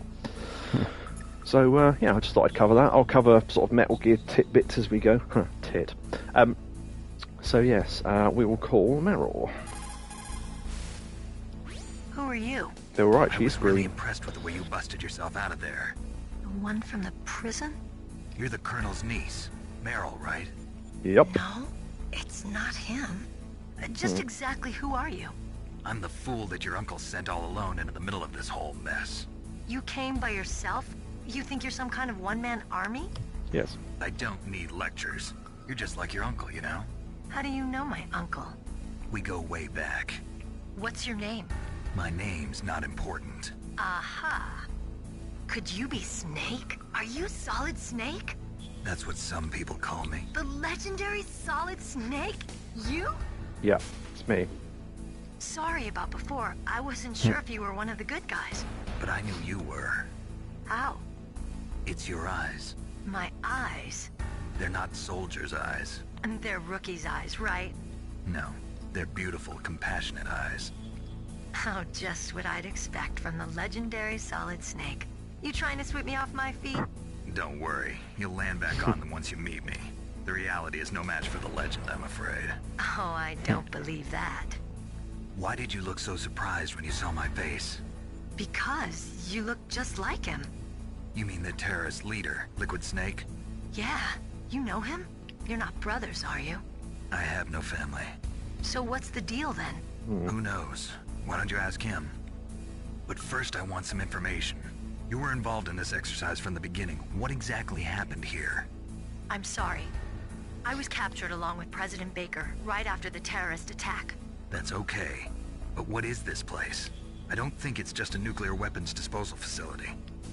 Boy, oh boy, it's just like them. Nobody told you anything, did they? Nope. Okay. You see, this place isn't really for disposing nuclear weapons.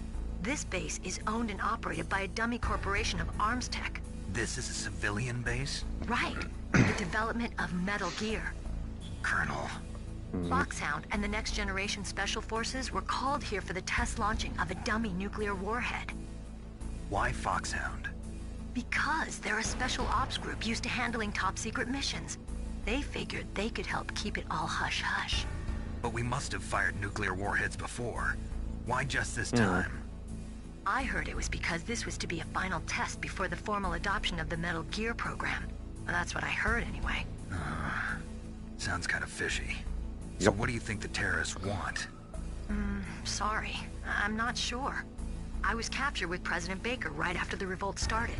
Oh yeah, that's when he gave you the detonation code override keys, right? That's right.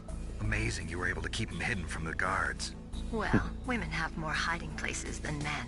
Hee Anyway, you met Baker, huh? How's he holding up? He's dead. What? Heart attack. Same as the DARPA chief. The chief died from a heart attack too? Yeah. Was either of them sick or anything? No, not that I heard of. Well, I don't believe in coincidences. Something funny's going on. Sounds like it, but I have no idea what. Me neither. Yet. Do you know the person who designed Metal Gear? You mean Dr. Emmerich? Yes. Is he still alive? Probably. He should be in the research lab in the second-floor basement of the nuclear warhead storage building to the north. Second floor basement? Yeah, that's where his lab is. I think they're forcing him to work on the nuclear launching program. So they'll need him alive until that's done anyway. Then we better do something before he finishes. You're right. In case we can't override the detonation code in time, I need to ask him how to destroy Metal Gear. You plan to take that thing on by yourself, Snake? It won't be the first time. No. In the Metal Gear games, he destroyed two already. Get to the building where the doctor is being held. There's a cargo door on the first floor of this building that leads to the north. What's the security level of the door there? 5. But it's okay. I've got a level 5 card. Well, I've got to go save the doctor. You should go. I'm going with you. No way. You're still too green. I want you to hide somewhere. Literally are green. Look at her. Oh, yes, you are. You pause for just 1 second in front of your enemy and it's all over. Good luck doesn't last forever. I don't know what happened. I just couldn't pull the trigger right away. I never had any problems in training, but when I thought about my bullets tearing through those soldiers' bodies, I hesitated. Shooting at targets and shooting at living, breathing people are different. Ever since I was a little girl, I always dreamed about being a soldier. Every day of my life, I've trained my mind and body for the one day when I could finally see some real action, and now... So what now? You want to quit? I can't quit. I can't allow myself to quit now. Listen, Meryl. Everybody feels sick the first time they kill someone. Unfortunately, killing is one of those things that gets easier the more you do it. In a war, all of mankind's worst emotions, worst traits come out. It's easy to forget what a sin is in the middle of a battlefield. But this isn't a war. It's a terrorist action.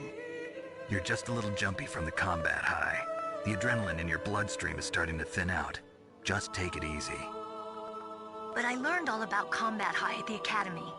We'll talk about it later. For now, just think about keeping yourself alive. If I get out of here alive, I'll think about that other stuff. Okay.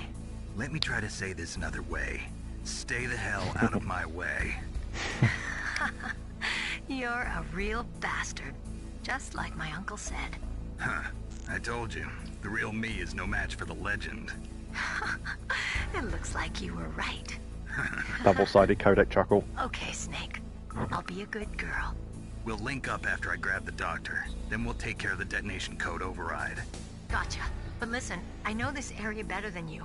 Call me if you have any questions. Be careful, okay? After I open up the cargo door, I'll contact you. Okay. So that's us meeting Meryl. So, what was mentioned during that I was going to follow up on? Can't think what it was. If you have any questions, though, let me know. So we just need to get to the elevator and get to the other floor. Oh, shit. Yeah, fuck that.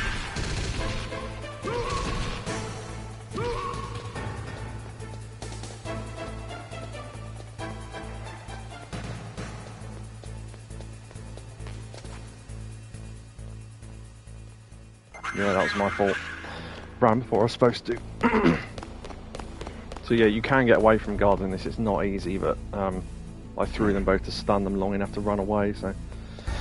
Right, okay.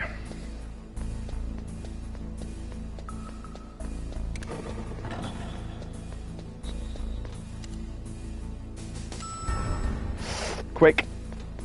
Oh, that was close. Right. Oh, that's actually the wrong floor, but never mind. I was meant to go to the first floor. Which is actually the ground floor. Yeah, quite. Oh, if you need... yeah, actually, no, we do need rations. If you go into the prison, there was a ration here earlier, so we could grab it. Oh, Johnny's gone. Is it this bed? No, it must be the other one. Yeah, there we go. I'll grab that. Yeah, normally I would be fairly conservative of rations, but I know where they all are, so I don't mind throwing a couple away. Because in the... only because I've been trying this the last couple of months, doing the Fox thing, literally the only way to restore your health is to fight bosses and hope that you don't lose too much health during them, and then afterwards you get restored some. And because it's on hard, you don't get restored a lot of health.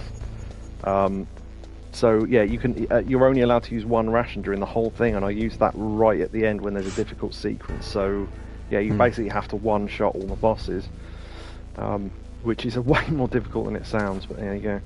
Oh, and Thingy's body's gone as well, if that's relevant. DARPA Chief. All right.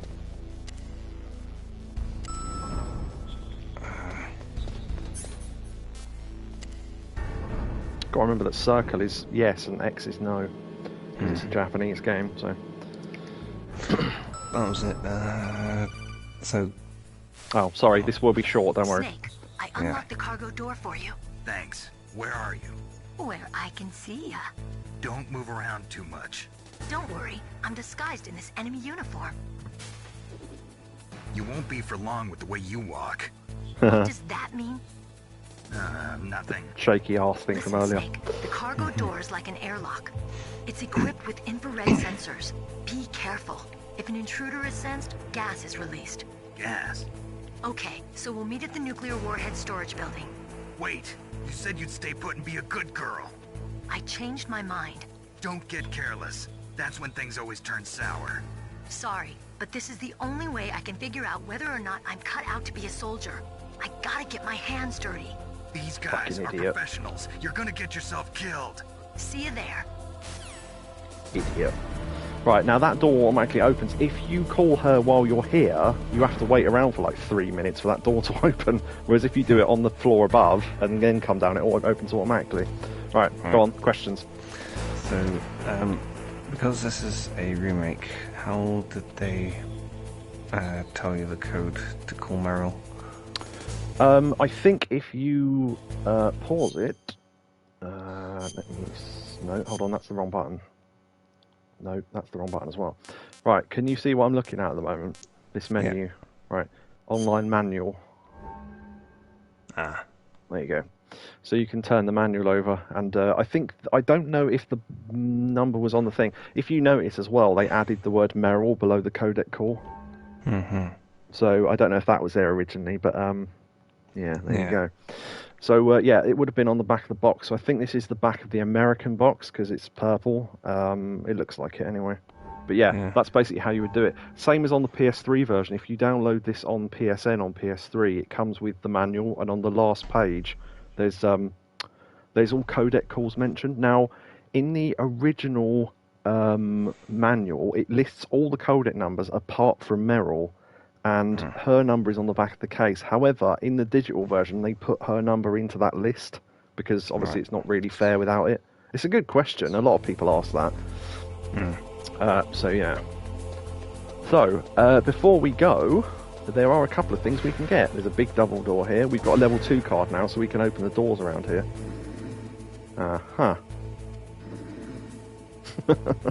Just asleep in a storeroom. Careful. And out.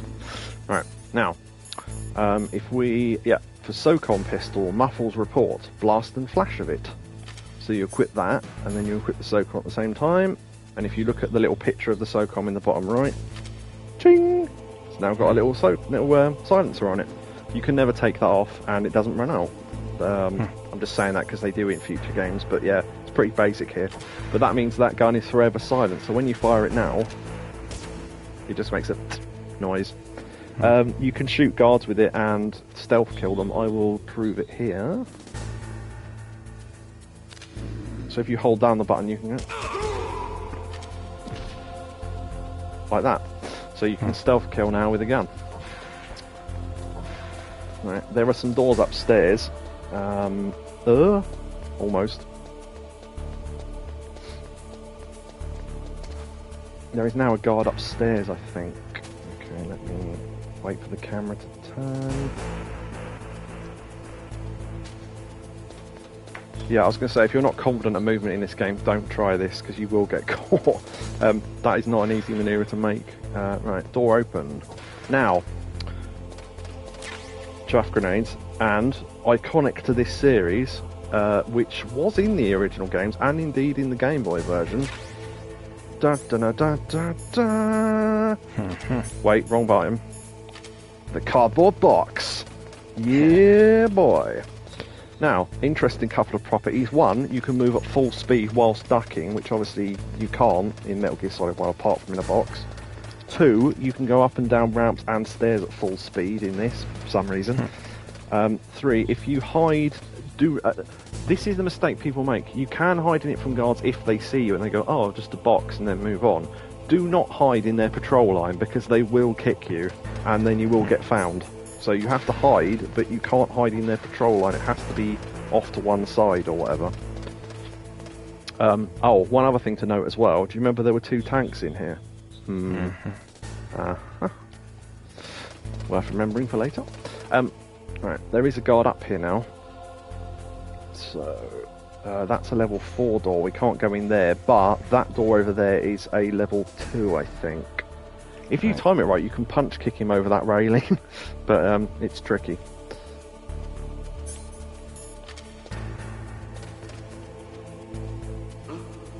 There we go. Just a box. Just a box. Oh, because I moved, he's now got to recheck it. Just a box. Right, if you don't move, if they see you again, they won't check again. We're just doing this so we can, there you go, like that. So we're just waiting for him to move far enough north. And if you look through the thing in first person, you're looking through the hole in the box, which is a nice little touch. Okay, he's moved far enough away. Run, run, run.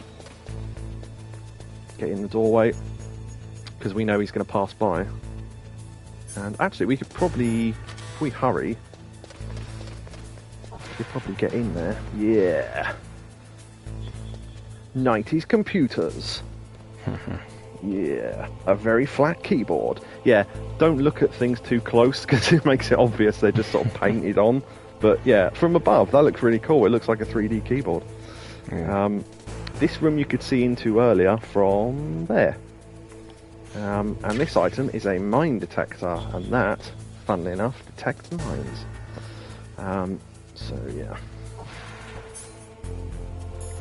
Right. Now to get past him.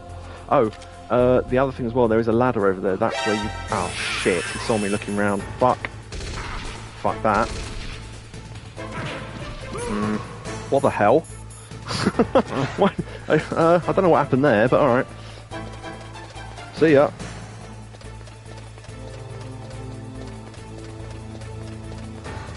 I've got the rations equipped, so I'll get out the SOCOM. Hold on.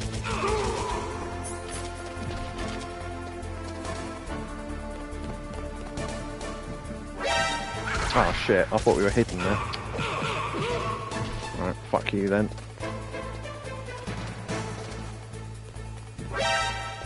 Yeah. This is not going well, but it's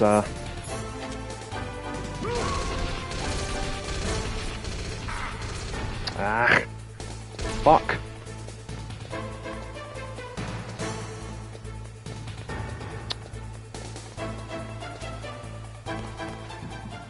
Ooh. Yeah, if they see you go under somewhere, they can still attack you. They can throw grenades under, but as long as they don't see you go, then you're fine. Yeah, trust me, I do a lot better at this normally, but I'm trying to explain things, so... Right, he's off. Okay. Yeah, and your radar will clear and all that.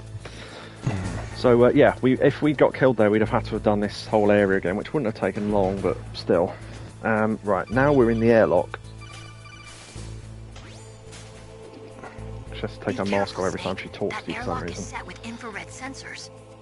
You probably can't see them with your naked eyes, but there are infrared beams coming out of that wall.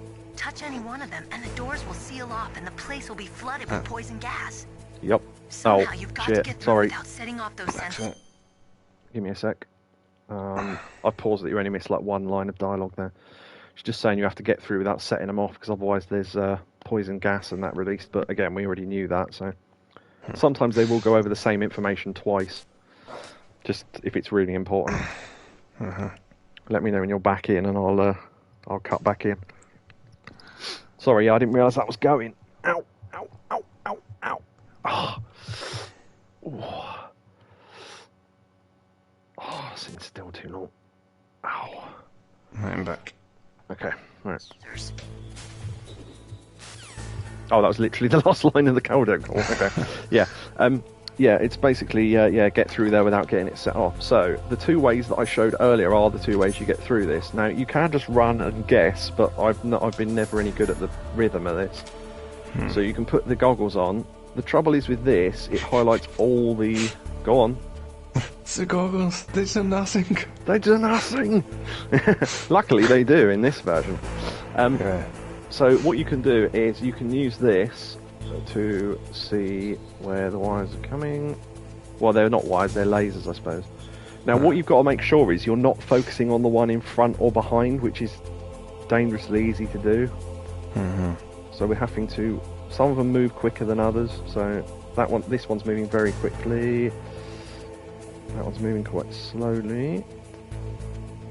And that one is moving semi-speed. You can crawl under these, I suppose, but I don't really want to be on my stomach because you move slower, so we've got there. Yeah, the other way to do it is with cigarettes, where it highlights just the one that's near you each time, so if you have problems seeing multiple wires, then just do it with the cigarettes, I guess. Oh yeah, we need the card to get there. You have to wait for that to open, or if you crawl, you can make that wait half a second shorter. Just thought I'd mention that. I'll show that off next time we have to go through there, maybe. Okay, we're outside. So, ration. We'll have that. Oh, cool. Snake, be careful. There are claymore mines around there. Use a mine detector. Who are you? Just call me Deep Throat. Deep Throat? The informant from the Watergate scandal? Never mind about that. You're not using burst transmission. Are you nearby? Listen, there's a tank in front of your position waiting to ambush you. Who are you, anyway? One of your fans. Interesting. So yeah, people go, huh, Deep Throat, and they go, no, it's, and then people argue back, no, it's supposed to be a reference to the Nixon thing in the 60s, the informant from the Watergate scandal and all that crap. But the informant who called himself Deep Throat got his name from the film Deep Throat, which was about what you expect it's about. With is it a Linda Lovelace film? I think so. But yeah, it's worth remembering that. So people who go, actually, it's not a dirty joke. You go, well, technically it is, but it is based on the Nixon thing. Right. So minefield, eh? This is why we got the mine detector. So if you look on the radar, you can now see the mines. So is that where the term came from in the first place? Yeah, that is indeed. Yeah, the original use of that term was a porn film called Deep Throat, with Linda Lovelace in it, and then it got used by the guy who was, as they say, the informant in the Watergate scandal, and then, but yeah, that derives from the film, apparently. I checked that, because I always wondered that, whether what came first, funnily enough, and pun intended, yeah, apparently it comes from the film first, so there you go. Right, so technically you can get round these, but if we call Is it Nastasha? She'll tell you another way to do it, which is interesting. Oh, another quick thing as well. So they make a big deal later on of going, oh, you've got to be careful if you're in a minefield, don't get seen by the enemy because your radar will go off and there'll be no way to see mines then. And you go, right, you sure about that? Or could I just equip the thermal goggles and then they all show up? Because they do. So, yeah, there you go. So if you can't use the mine detector, use the thermal goggles. So there you go. So, what can we do about them? Hopefully this is the right call. That area is mined? After you locate the mines on your radar, crawl forward and retrieve them. Anti-personnel mines have killed over 20,000 non-combatants in the past 30 years. In countries like Cambodia and Nicaragua, the killing and maiming of innocent victims continues long after the wars have ended. It is easy to plant mines, you see, but removing them is a different matter. It requires more time and manpower than anyone is willing to invest. The superpowers need to donate more mine detectors and other equipment to remove them. It is the least we could do after laying them. Indeed. Yeah, if you're... this game is very, very anti-nuke and anti-war. That's the whole point of this. So, yeah, you can literally just crawl into the thing and collect them. I think they just simplify that because they don't want you to spend 10 minutes disarming a mine before you get rid of it. But if you pick them up like that, you do actually collect them. So, and you can set them anywhere, and enemies will blow up if they walk on them. Which could be useful in a lot of situations. I don't really use them apart from one time later on in a very specific way. But we'll see that later on. But I'll pick all these up just so they're not in the way. Right, and I think that's all of them. I think so. Right, okay. So we know there's a tank waiting to ambush us. Right. And as if by magic. So the person informing us was right, whoever that was.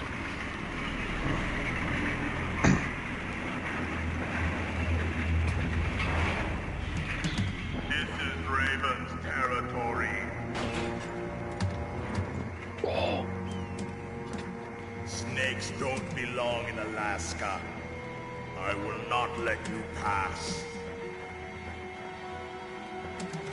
Send him a message.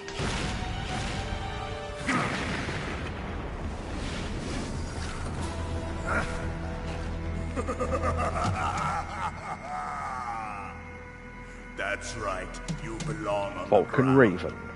You should crawl on the ground like the snake you are. Come, let's fight. Yes, you do have to fight a tank on your own.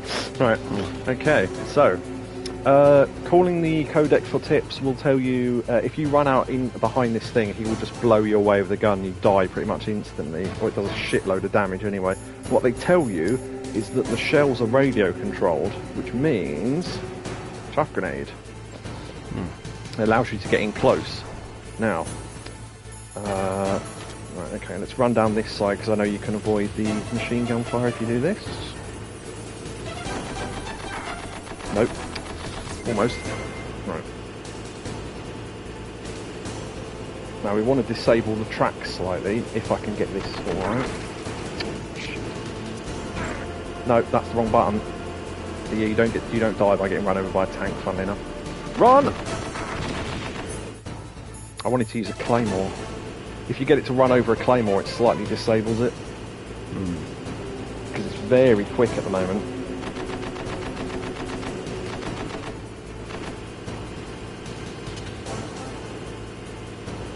I don't know if that's a good place or not.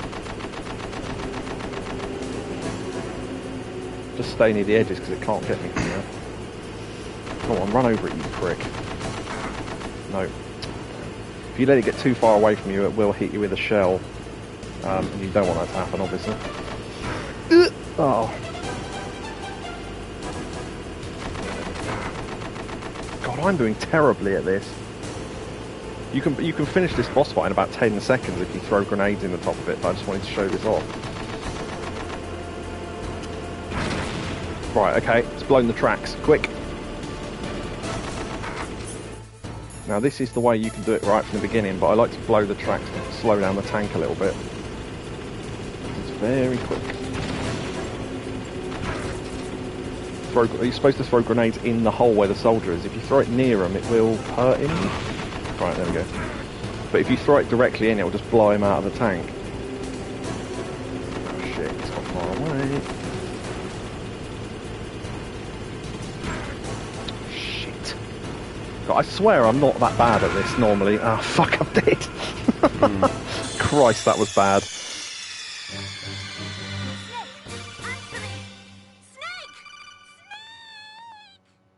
Indeed. Snake! It does mean you have to go through that whole codec again and pick up all the Claymore ones again. We can skip the call because we got it already. Right. Let's put on the thermal goggles this time to collect the mines. Because the cone of them is what way they're going to explode, but if you crawl over them from further away, then you don't need to worry about what direction it's in, so... Although they won't explode if you crawl over them, whatever you do, but I just thought I'd mention that. If you walk over them, cone side towards you, that's when they blow up. Right. Okay, let's try that again, but be less shit. Right. Okay. I think there's a hidey hole somewhere over here on the left. I can't remember what's in it, though, or indeed if it's worth going for. Skip that cutscene. Alright. Okay, track grenade. Normal grenades. Let's see if we can do it without the Claymore, because all you get with the Claymore is a slightly slower tank, but if I can do this right, you can finish this with 2 grenades. But you have to get the aim just right. There you go, see, that's how you avoid the gunfire, like that. And then if you're quick enough... Nice, got it in. There you go. Wait for him to land. There you go, there he goes. See how you like this.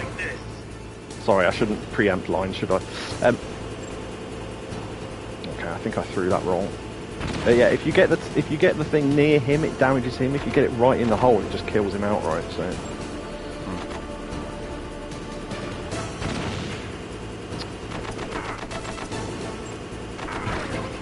Oh, that was bad. Get away. Might be worth doing another chaff actually to disable the main gun, because we're quite far away from it now. Right, normal grenades.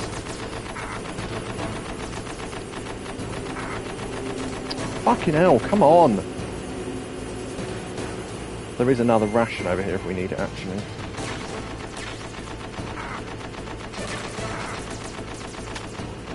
It's probably pointless.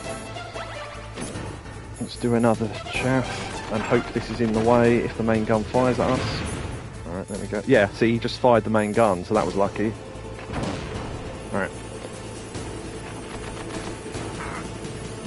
Not sure where the tank is now because the radar's off. There. Right, okay. Oh, shit. That was a bad throw. That was a bad throw.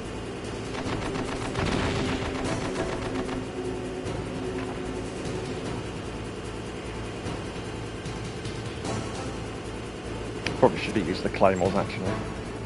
Actually, I might still do that because I think I need to, because it's fucking me over. I don't normally have to do this, but it's just stream luck.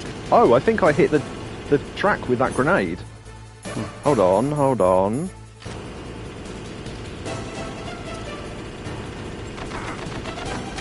Hey, Akari. Right, I hit him. If I'd got that in the hole, he'd be dead, but I need to hit him with another one now.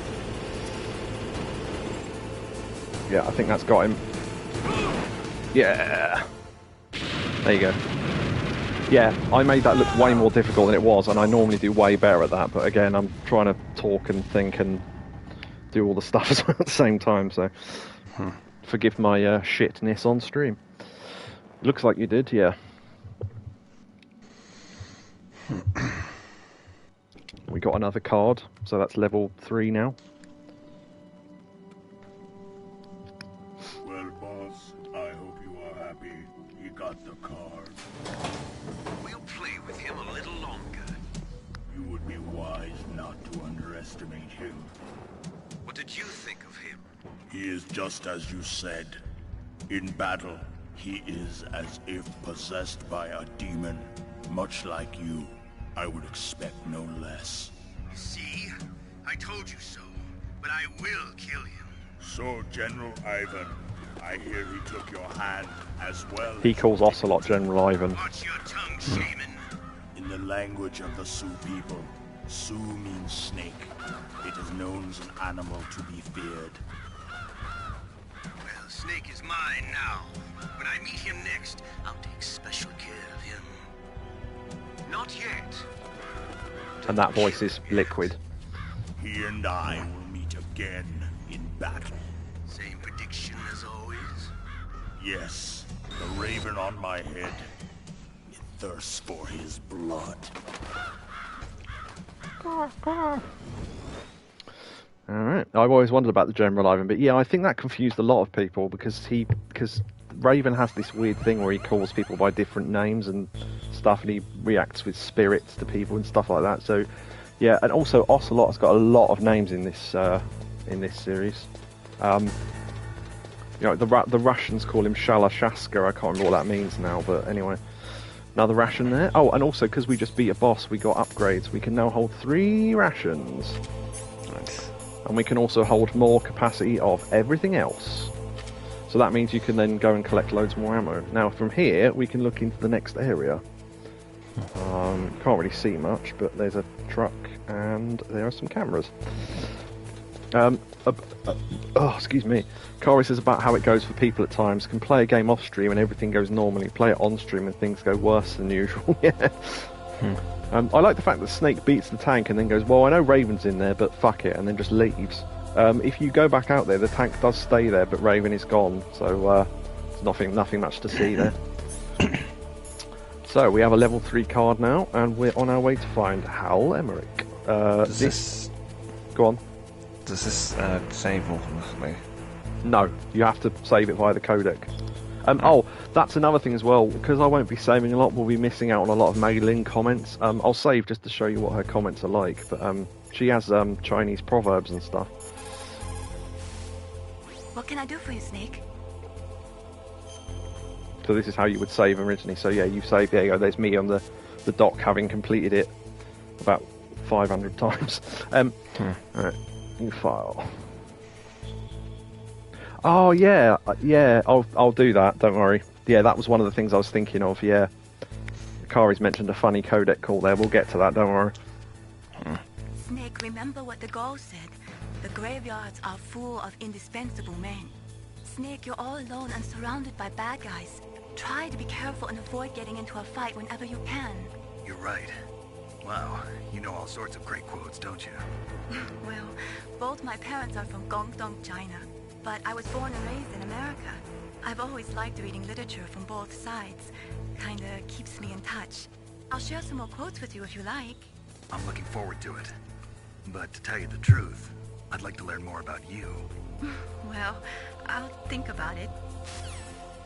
So yeah, some of the character development literally doesn't happen if you don't call some of the codecs. So yeah, if there's anything worth remembering and I forget to do the codecs, I'll have to fill you in. But yeah, Ikari, it's always good to have input from someone else who's played this. If you can think of any funny codec calls that I'm around, let me know. Don't say exactly what they are because they'll be a surprise to Yakobu, but I remember most of them, I think. So this door is stuck open, which means you can crawl in. Now, the enemies here look different as well. They have full Hazchem suits and fucking gas masks on. Interesting. Be careful. You absolutely must not use weapons in that area. I've already programmed the nanomachine so that he won't be able to, Colonel. What? What are you talking about? Have you forgotten? That's where they keep the nuclear warheads. Can't you see them? Yeah, there's lots of boxes piled up here, but are they all warheads? Yes, they're all dismantled warheads. They just leave them here? It's like President Baker said. Totally careless. They're working on a limited budget. They try to put on a pretty face for the media, but this is the grim reality of it. Nastasha knows lots more about it than I do. Oh. All of the warheads in those boxes Yeah. have their detonation mechanisms removed, so there's no fear of them exploding. But if the warheads are broken, they might leak plutonium, and that would be a serious problem. Snake, never use your weapon on that floor. Right, so that codec call, where he mentioned Nastasha, he would have followed that up with a codec number, but for some reason you're able to call her right from the start of the game, so that's what we did earlier. In terms of not being able to use weapons, they literally lock out your weapons, apart from chaff grenades, which is nice, because apparently thin metal strips in the air don't affect nuclear missiles. So, there you go. So, yeah, you can't use weapons while you're in this sector.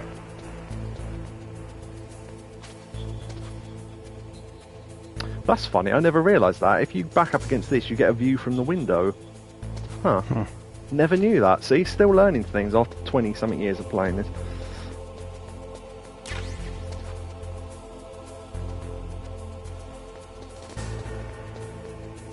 Oh, shit.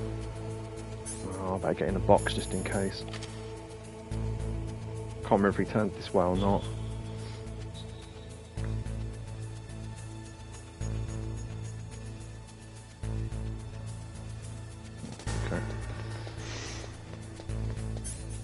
Now, interestingly, you go cardboard box to heliport. Why has it got to heliport written on it? Well, a feature that a lot of people didn't know about for not for ages, but a lot of people play this and don't realise it's ever a feature. Is you see these? There's only a couple of these in the game, but these trucks, specifically these ones, if you get in these with a box equipped, they will think you're cargo and take you to that area.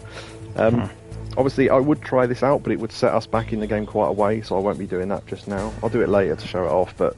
Yeah, there are 3 trucks and 3 cardboard boxes, and they correspond to the specific places. So one of them is the start of the game, the helipad. One of them is here, and there's a third one in a snowfield later on.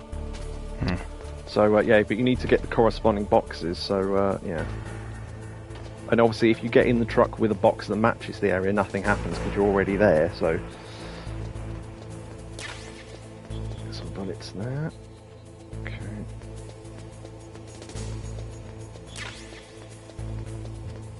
I was going to go up those stairs on the right, but I don't think I will. Both of those guards are over there, that's fine. Chaff grenades, I think there's some stun down here as well. No, normal grenades, okay. No, shit. Okay. Can't remember if we can see you in this corner or not, but I'll put the box on just in case. So yeah, in terms of guards seeing you, you don't have to match the box to the area you're in, because obviously loads of areas don't match any of the boxes. The only reason why you need to wear a specific box is for transporting the trucks and one incredibly other specific thing, but we'll cover that when we get to it. Again, another completely sort of a feature you don't have to use later on, and a lot of people don't realise it's a thing. But I'll show that off later on. I think he goes around the corner, doesn't he? Yeah. Okay. So Hal's lab is on. Is it B2? I think so. If you go to the wrong one, it doesn't really matter. We have to go to on both anyway for various reasons. Right, yes, okay, we're on the right floor. Right. Because you can see a dot the other side of that wall, and like the DARPA chief... A person. Very thick walls. Right. That entire area is yellow. There's a computer. And there's lots of things on the floor in front of it. I think they're supposed to be wires. I thought it was like where they'd moved a chair or something, but I think that's supposed to be wires. Okay, so I am doing certain things the long way round to show off the logic of how you would do them. So, right. So if you notice, this room's got like things on the walls, and it makes a noise when you come in, like it's decontaminating or whatever. But hole full of gas and an electrified floor.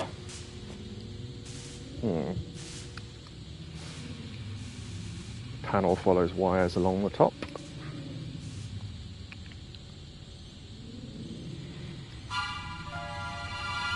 I do love the mystery sounds in this. Right, so if you try and run over the... Oh. Sorry, forgot. Snake, watch out. That place is filled with gas. Also, the floor is electrified. First, destroy the high voltage switch. It's the switchboard on the northwest wall. But how? I can't reach it. Use a remote-controlled missile. Okay, sure, why not? I will show what happens if you run onto the floor, though. I don't think it causes too much damage, but it's an animation you don't otherwise see.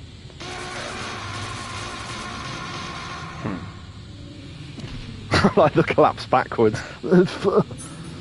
Yeah, I just thought I'd show that. Okay, it was worth using the ration just to look to see that. Right, so we need a remote-controlled missile. So who would know where that was? Master, does the name Oh, Deep Throat mean or anything that. to you? Deep Throat? What? You mean the guy from Watergate? No, but he uses the same name. Whoever he is, he's not part of our operation, but he's been giving me advice by codec. What? On top of that, he wasn't using burst transmission. It seems he was transmitting from somewhere on this base. Somewhere on the base? Yes. I have no idea who that could be. I see. Yeah. Oh, Meryl did say that she knew the base, so maybe we could ask her. Take your mask off each time. Deep Throat? No, I don't know anyone who calls himself that. I see. I wonder why he's trying to help you. I have no idea. A trap? Could be, but for the time being, I'll have to trust him. Where are the remote-controlled missiles? There you go. I think the remote-controlled missiles are on the first-floor basement of the Warhead storage building. So basically, the other floor in this building. I knew that, but I just thought I'd get the information out to show you the logic of how you're supposed to work this stuff out. I mean, you could just wander around and find them, I suppose, but...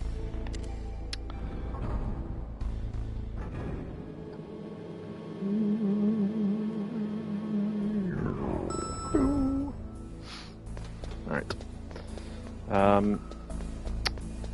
The women's toilet, as you can see by the little skirt on the person. It's the men's toilet.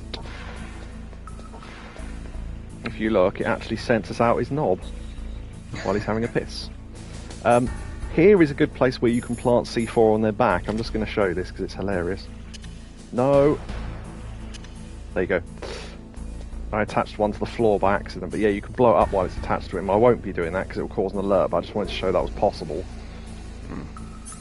Because look, it's now attached to his back. And you can use it as he walks past another guard to blow... Oh shit. Oh well. May as well blow it up now. Right, okay. Yeah, I'll restart this floor, but I just wanted to show that off.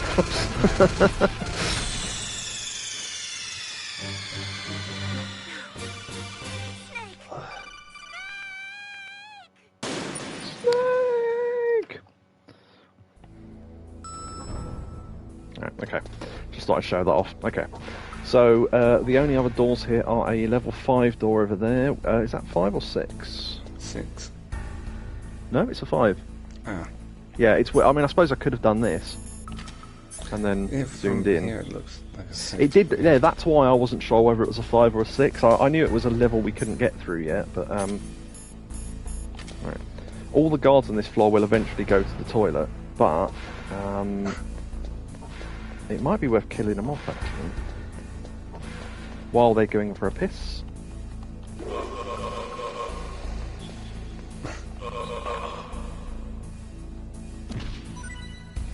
Ration, nice. Because you know if they go to the toilet, they're going to stand still for a while. And it makes less guards in here, which makes it easier to walk around and get stuff. Level 4. Level 6. Where's that guard going? Going up that way. That's level 5. This will be a place we come back to later anyway, so... Level 4. There we go. Nikita launcher. Nikita missiles. That is a remote control missile launcher, which is exactly what we wanted. stun grenades. Oh, I forgot that wasn't a lift. I had to press the button. Second press, auto call. Go back down to basement 2.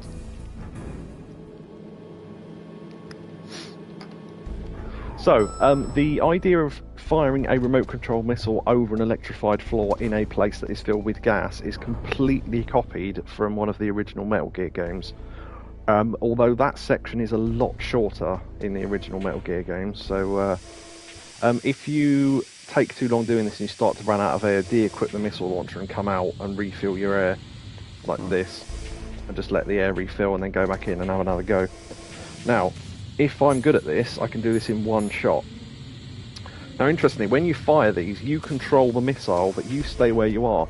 So if you are near a guard, and the guard sees you, the guard will shoot you, and the sight goes back to you, and the missile just explodes. Now, there are no guards around here, so that's not going to happen. When you fire it, it looks like this, but if you hold down triangle, you can go into first person on the missile. So we're going into here. I'm going to do it without first person, though, because I find it easier. Get past all the cameras there. I knew the right hand side was safe. It will speed up if you leave it to go in one direction for too long, which is why I keep adjusting it. And boom, done. Yeah, that is not that easy if you're a first timer doing that, but I've done it so many times I can do it now. If you de-equip the Nikita launcher, it will explode automatically, so you can use that to your advantage as well. Let's get outside, refill air. Right. Start opening some doors.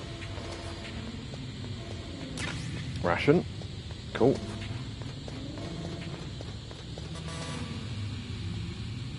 Level 4. If this is what I think it is, I need this. Chaff grenade. Disable that gun camera. Yeah, gas mask. So the gas mask will not stop your health going down, but it will decrease it massively, so you get a lot longer to do stuff. We will have to refill before we go to the other side, though. Now, unfortunately, much like the original, this was a thing that was not improved. By the way, this isn't a remake, this is just a re-release. When I'm saying original, I'm meaning Metal Gear, not Metal Gear Solid 1, which is a completely different game. Yeah. Right, so the gas mask. Like in the original, you have to de-equip the gas mask, re-equip the key, open the door, then re-equip the gas mask each time you go through a door. Annoying, but whatever. I assume you're supposed to chaff these cameras, but if you stay close enough to the wall, they can't shoot you. Can't open that door. There you go. So open that door, re-equip the gas mask, grab the stuff inside. Unequip gas mask, card, re-equip gas mask. So you can do that quite quickly if you know what you're doing, but yeah, I wouldn't recommend that for first timers or whatever.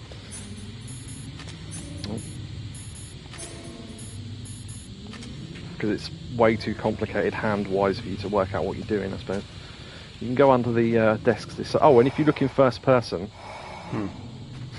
you get the sound and vision of someone in a gas mask, which is nice. Right, can't open that door either. So yeah, we come back here with higher cards later on. I knew there was a ration there, so I thought I'd grab that. Right. The safer way to do this is to go down this side of the room. Just because all the cameras are on the right and they can't see over here, apart from the one in the bottom corner, which for some reason you're able to get past. The view on these cameras is very strange, but because there's one right there, I suppose because we're right underneath it, and then we can go past like that. Right. I'm not going to go back and refill because I know there's another refill here. There's a long view on this camera, and if we look in blood, it says Howell's Lab. It's hard to see, but it says Howell's Lab there. Alright. Notice how our radar's being jammed again now.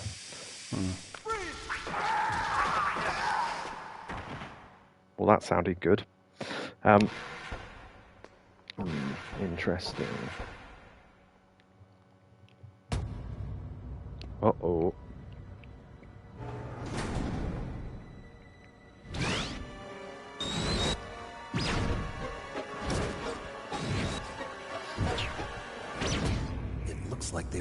cut by some type of blade.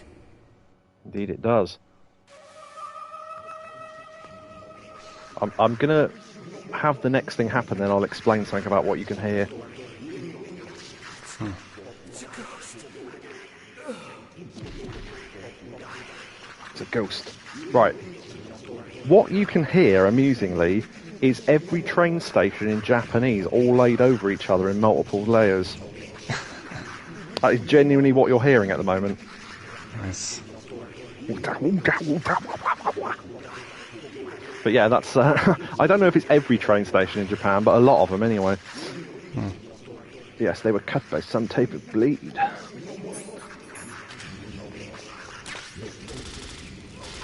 think I had Akihabara. Akihabara! Yeah, there's loads of them, apparently.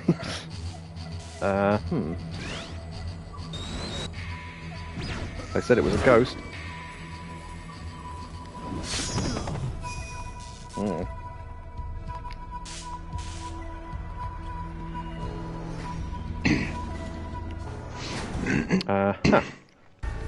Now, go on.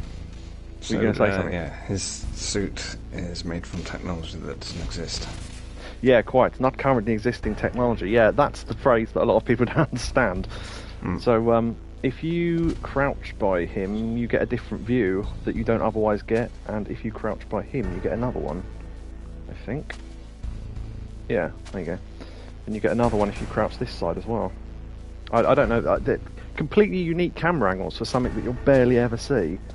That appears to be a very thick, cube-shaped bit of tomato sauce there. Yeah, he will continue moving, and he shows up on the radar. But he's actually breathing if you look there. Yeah. But what else was I going to mention about this? Yeah, this scene was what made it what is it? 15 plus because of all the blood and stuff.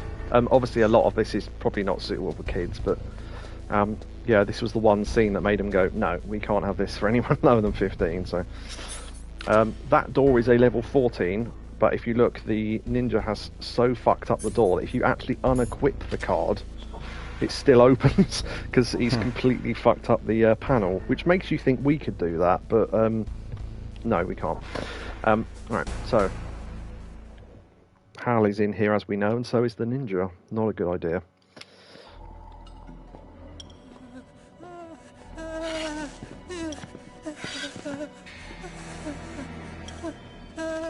And that's him pissing himself. Stealth camouflage? Who are you? Where is my friend? What are you talking about? Sorry, I'll try not to voice over the lines. I keep doing it. What next? Snake. You're that ninja. I've been waiting for you, Snake. Who are you? Neither enemy nor friend. I am back from a world where such words are meaningless. I've removed all obstacles. Now you and I will battle to the death. What do you want? I've waited a long time for this day. Now I want to enjoy the moment. What's with these guys? It's like one of my Japanese animes. I've come from another world. Oh dear. With you. What is it, revenge? It is nothing so trivial as revenge. A fight to the death with you. Only in that can my soul find respite. I will kill you, or you will kill me. It makes no difference.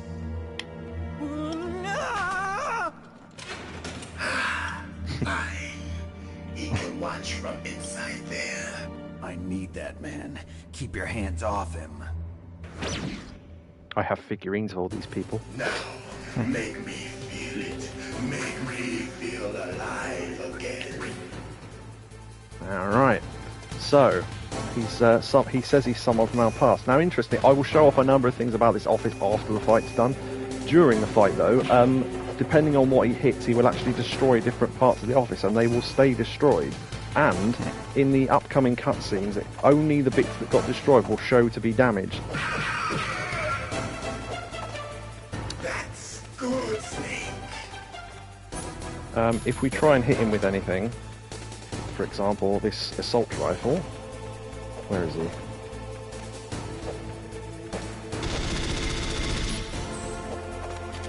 Notice how he blocked all the bullets. If you use C4, claymores, grenades, they all explode and he jumps out of the way. You cannot hit him with weapons.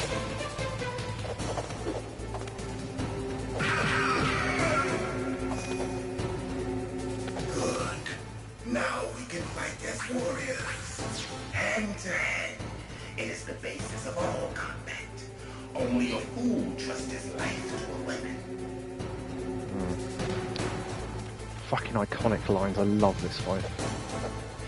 Yep. Oh. Ah.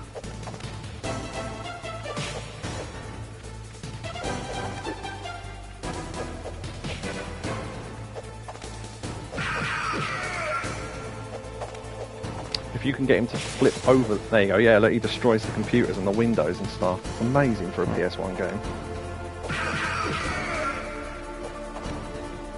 If anyone's watching this thinking, I know stuff about this office, yeah, I know, don't worry, I'm going to cover it after the fight's done. Mario Stomp. Speaking of Mario Stomp, there's HAL Laboratories, is that Smash Bros? Yeah, there is one in Smash, yeah. I think I've heard that. Because there are Metal Gear Solid things in that. We're trying to use the geometry of the office against him. So if we can get him to flip over the... Ah, shit, I didn't get him there. Ah! Shit, that does loads of damage, that does. I've got through this entire fight without getting hit once, but again, off stream, so... If we can get him to flip, it's easier to actually counter him like that, and then like that. That's a PlayStation. Indeed it is. That was one of the things I was going to point out.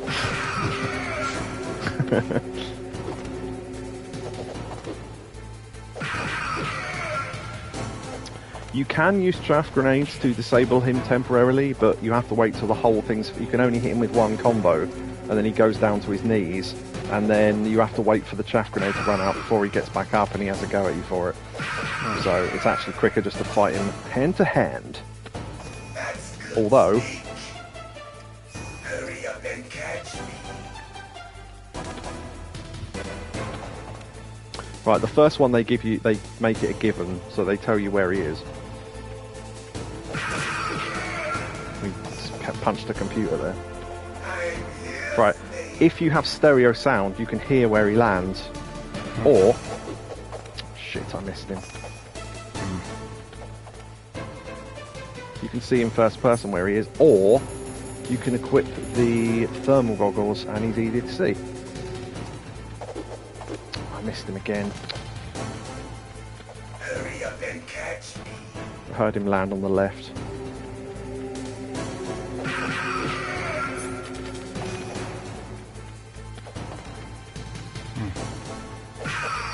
I could see him that time. Right, okay. Like old times. Well. I've been waiting for this day. Alright. So now, he is incredibly dangerous. Do not let him punch you, because he will fucking wipe you out. I'm going to take a ration just in case. Let him teleport. Let him throw the punch. And then hit him. Hurt me more! Mr. Masochist. Pretty much. Oh, also, one thing I do need to do during this fight.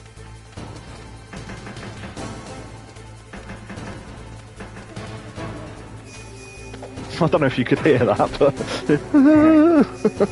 yeah. I got hit by accident. They're trying to annoy Hal.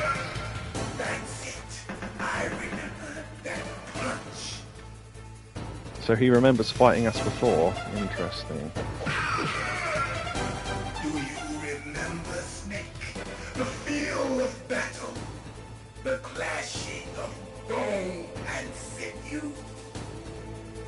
This area over here is surrounded by glass and computers. This can all be destroyed as well, but you don't have to come over here.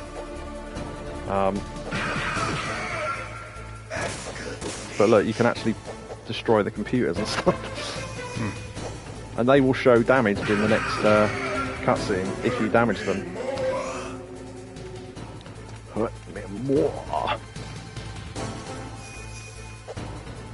So I'm trying to get close to him to lure the punches out. And then circling back like this. And then in the moment before he lands another one, you can punch kick him. Now, get away from him. Because if you've got a tiny sliver of health left, that will kill you, and you will have to do that entire boss fight again. I can't remember which corner of the office he goes to now. And the Japanese train stations will come back in. So, you can hit him with basically any weapon here. I'll just use grenades, because why not?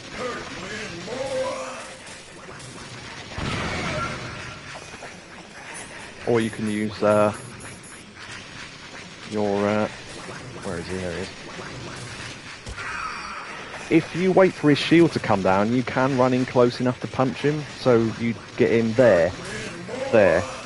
But it's so weirdly timed, I don't bother. I'd rather just... Oh, no, I've unequipped the weapon somehow. There we go. You can just shoot him with bullets. I felt that, Snake. Do you remember me now? Can't be. You were killed in Zanzibar. The original Metal Gear.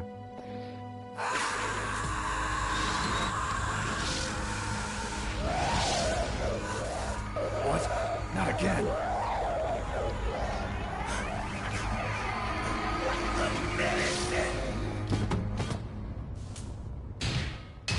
What's happening?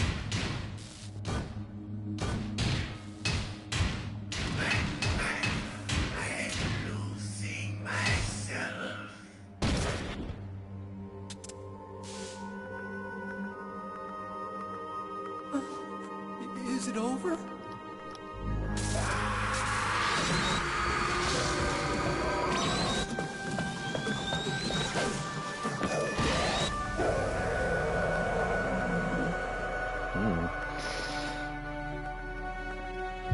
So who was it? Gray Fox. Colonel, that ninja is Gray Fox. No doubt about it. Ridiculous. You of all people should know he died in Zanzibar. No. He should have died, but he didn't. What? It happened before I joined Foxhound's medical staff. They were using a soldier for their gene therapy experiments. I never heard that. It happened right after you retired. My predecessor, Dr. Clark, was in charge. Dr. Clark? Yes. He started the gene therapy project. And where is he now? He was killed in an explosion in his lab 2 years ago. So what about this soldier? Apparently, for their test subject, they decided to use the body of a soldier who was recovered after the fall of Zanzibar. And that was Gray Fox. But he was already dead. Yes. But they revived him. They fitted him with a prototype exoskeleton and kept him drugged for 4 years while they experimented on him like a plaything. Today's genome soldiers were born from those experiments. That's the sickest thing I ever heard. They used him to test all sorts of gene therapy techniques. Naomi, why didn't you tell us about this sooner? Because it's confidential information. Is that the only reason? Naomi, what happened to Gray Fox after that? The record says he died in the explosion. I see. But even if that ninja is Gray Fox, the question is, why? From what I could tell, he didn't know who he was. Are you saying that he's just a mindless robot? I'm not sure, but he seems intent on fighting me to the death. We'll meet again. I know it. So you'll fight again? Until you kill him? I'd rather not. But maybe that's what he wants. So the reason why I mentioned Grey Fox earlier was because if you don't know who Grey Fox is, that means absolutely nothing, unfortunately. But yeah. Are you one of them? No, I'm not. I always work alone. Alone? Are you an otaku too? Come on, get out. Yeah, he's got some great Can't lines. stay here forever.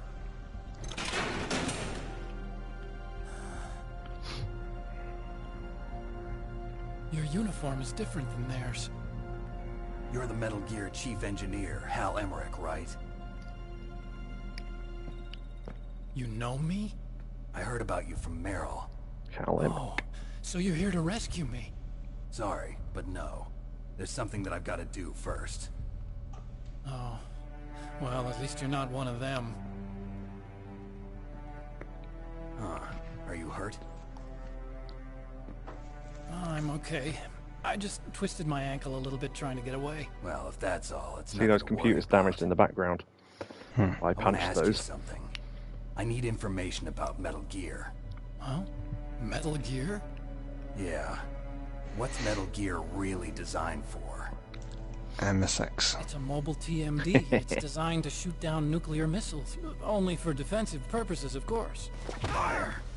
I already know that Metal Gear is nothing but a nuclear-equipped walking deathmobile. Nuclear? What are you talking about? The terrorists are planning to use Metal Gear to launch a nuclear missile. You telling me you didn't know? They're gonna put a dismantled warhead into Metal Gear's TMD missile module? Wrong. From the beginning, the purpose of this exercise was to test Metal Gear's nuclear launch capability using a dummy nuclear warhead. The terrorists are just continuing the work you started. No, you're wrong. I heard it directly from your boss, Baker. No. A nuclear missile on Rex? So you really didn't know? No. All the armament was built by a separate department, and the President personally supervised the final assembly of the main unit. President Baker? Yeah. I was never told exactly what they armed Rex with. I only know it's equipped with a Vulcan cannon, a laser, and a railgun. That's a hell of a lot of weaponry. A railgun, you said? Yeah. It uses magnets to fire bullets at extremely high velocities. The technology was originally developed for the SDI system and later scrapped. We were successful in miniaturizing it, in a joint venture between Armstech and Rivermore National Labs. The railgun is on Rex's right arm. Metal Gear's main function is to launch nuclear missiles. You sure you're not forgetting something? It's true that Metal Gear has a missile module on its back that can carry up to 8 missiles, but are you saying it was originally meant to carry nuclear missiles? Anything we want to mention during cutscenes, type it or write it down, because I'll have to, because I'll forget otherwise. Yeah, but that's not all, I think. If Metal Gear fired only standard nuclear missiles, then they should already have all the practical data they need. Right? No. Could it be? Metal Gear's co-developer, Rivermore National Labs, was working on a new type of nuclear weapon. They were using Nova and NIF laser nuclear fusion testing equipment and supercomputers. So they developed a new type of nuclear weapon in a VR testing lab, huh? Yes, but you can't use virtual data on a battlefield. They would need actual launch data. Right. These are some of the supercomputers. If you link these, you can test everything in a virtual environment. But it's all just theoretical. So this exercise was designed to test the real thing. What did our president do? If the terrorists launched that thing... Damn! Damn! I'm such a fool. It's all my fault. Bakamitai. The truth is, my grandfather was part of the Manhattan Project. Yep. He suffered with the guilt for the rest of his life. That was the project that developed the nuclear bombs dropped on Japan. And my father, he was born on August 6th, 1945. The day of the Hiroshima bomb. God's got a sense of humor, all right. 3 generations of Emmerich men. We must have the curse of nuclear weapons written into our DNA. So yeah, this game held a hell of a lot of weight in Japan. It was popular in I Japan. could use science to help mankind. But the one that wound up getting used was me. Using science to help mankind. It's just in the movies. That's enough crying. Pull yourself together. Where is Metal Gear? Where on this base are they keeping it?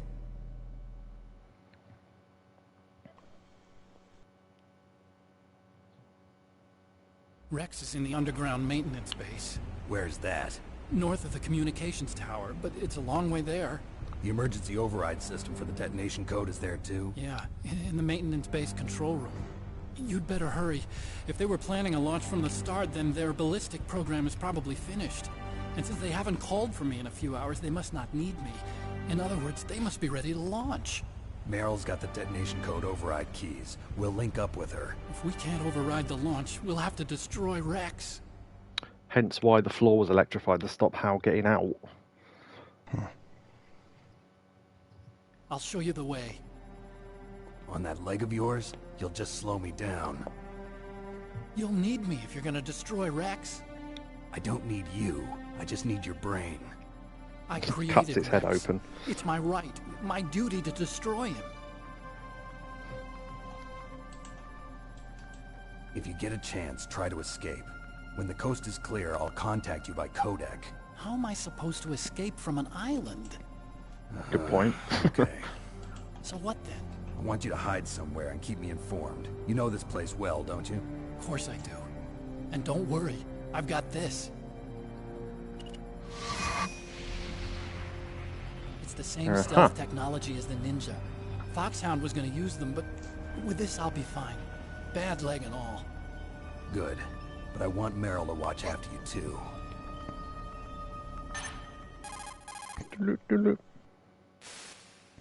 Meryl, the engineer's okay. That's a relief. I want you to look after him. Where are you now? Very close. There she is! Over there! Uh-oh. Oh no! Damn, they've spotted me. Meryl, what happened? Uh-huh. Something's wrong. Did you hear something? Wasn't that some kind of music? What did she look like? She was wearing the same green uniform as the terrorists.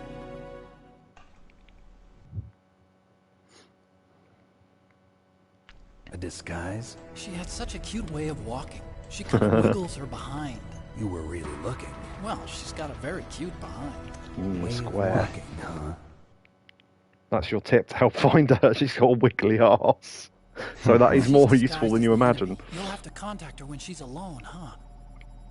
There's only one place where we can be sure she's by herself. Where's that? Don't be so dense. Where'd she be on her own? Here, use this security card.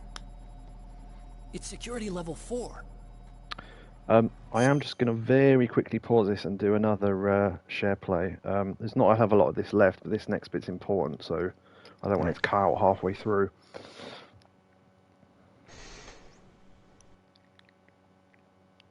And I'm not exactly sure how many minutes are left. Not a lot, but probably longer than the 3 minutes that are left. Mm-hmm.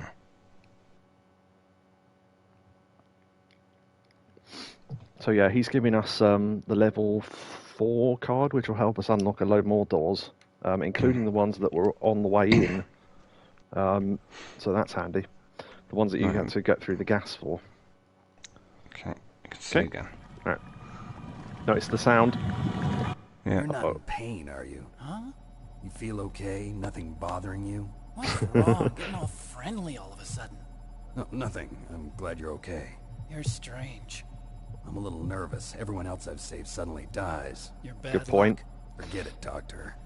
Call me Otacon. Otacon? It stands for Otaku Convention. An otaku's a guy like me who likes Japanimation. Yeah, the word anime Japan wasn't was well the first known. country So. to successfully make bipedal robots. Yeah. This was the 90s, They're don't still forget. the best in the field of robotics. Now, this is from a specific anime, and I can't remember which one. They did. I didn't get into science to make nuclear weapons, you know. That's what all scientists say. I became a scientist because I wanted to make robots like the ones in the Japanese animes. Really, it's true. Just sounds like a childish excuse to me. Yeah, they had to license that bit of footage. You're right. We have to take responsibility. Science has always thrived on war. Greatest weapons of mass destruction were created by scientists who wanted to be famous. But that's all over now. I won't take part in murder anymore. Whatever. All I want from you is information. Sure. I know everything about this whole base. Ask me anything about Rex or about this place. Also, with this stealth camouflage, I can sneak in and out of the armory and mess hall. If you need ammo or rations, just tell me and I'll bring them to you. Not technically true, but we'll go over that in a minute. Frequency 141.12. See you later. Food/ammo. Right, I'll remember to mention that.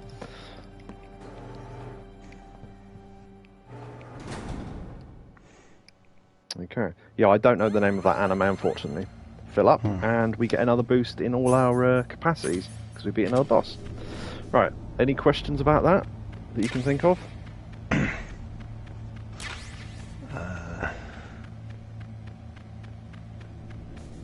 Almost, but sort of gone. Yeah, I think the trouble is, if you want time to write any questions down, and I don't mind this, trust me, go pause and I'll pause it while you write the question down, or you can ask the question while it's paused or whatever, and then I'll carry on the thing. But yeah, I'm happy to do that if it helps you understand the story better, because there is a lot of it, so... Right.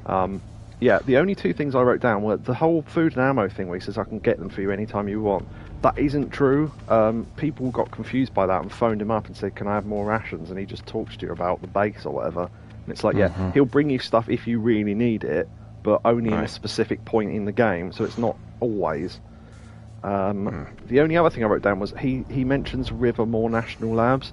That's actually a mistranslation from the Japanese for obvious reasons, but it's supposed to be Livermore because of the L and the R thing. But again, people don't know whether it's a mistranslation or whether it's supposed to be different to just differentiate it from the real thing. No one knows, so...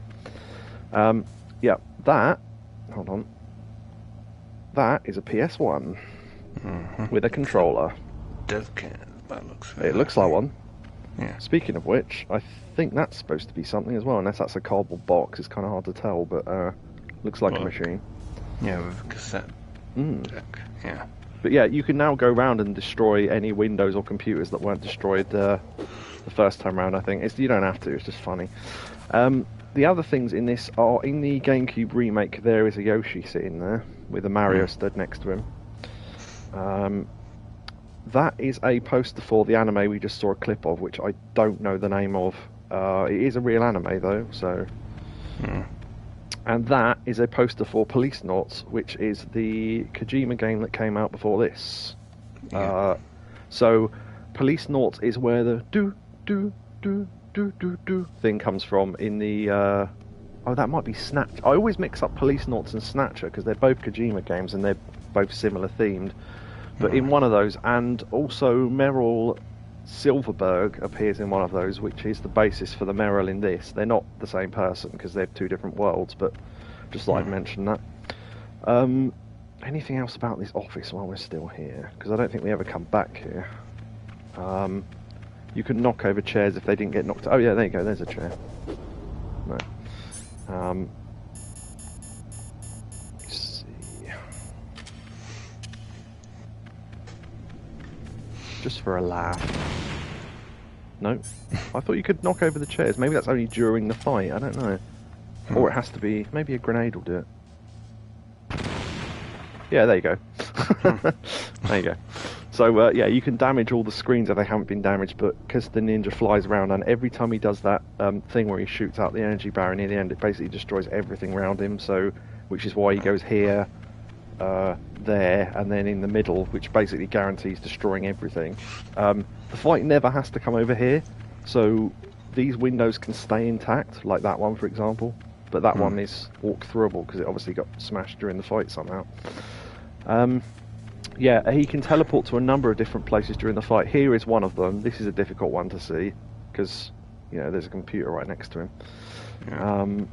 He can teleport next to the lockers, he can teleport in the middle and to all the corners of the room, and there, I think. Yeah. So that's all the places. Also, those squares you can see are actually supposed to be you're above the ceiling, because if you look, you can see the lights up there. A bit like that bit in Stanley Parable where you're above the room. So there you go. Alright. Oh yeah, the other thing as well, the jamming that was being caused is clearly being caused by the ninja, because when he left, the jamming stopped, which is also with the jamming where you got to Baker earlier on when he was tied up to that pillar with all the C4. You're supposed to think that, oh, maybe Ocelot's jamming it, or because the walls are close together, the signal's bouncing too much. It's just because the ninja's somewhere, because the ninja jumps out later on, and after the ninja's gone, the block stops there as well, so... There you go. So it's sort of, I don't know if you call it foreshadowing, but yeah. That guard that was breathing earlier on is now not. Right. So, nice little addition there. Right, okay, we need to, now we've got a level 4 car, we can open up some more of these doors. Right. Can we stop here? Yeah, sure, I'll just ransack these doors and then we'll go to another floor and then save, because, okay. Gas mask, right. Can't remember what doors we already opened, so... Yeah, we did that one. That was the gas mask room. This is something. Yeah, because obviously we defeated the ninja, so even items we couldn't pick up before because we had full ammo, we can now pick up because we've got more ammo capacity. I want to get those ones down the left as well, because I think there's something good over there. If I remember rightly. Yeah, so we got, the next thing we're doing story-wise is we've got to go and find Meryl, so we got given clues. She's somewhere where music's playing, and she wiggles her arse when she walks, which people thought was a joke, but it's genuinely a way to find her. So, yeah. I think there's a door here that's level 5 that we can't open yet that's got a very good item in it. We have to come back later for that. Nikita missiles. Don't think we ever really use missiles ever again, apart from that one time to destroy that board. It's a shame, really, but there's a load of missions for them in the VR missions, but they're really weird things like getting them upstairs and stuff. Ah, night vision goggles. That was it. So I'll show off what those look like in a minute. Very much the same effect as. Oh no, I grabbed those items already. Very much the same effect as the thermal goggles, but it does a different thing. So we'll go down the easy side.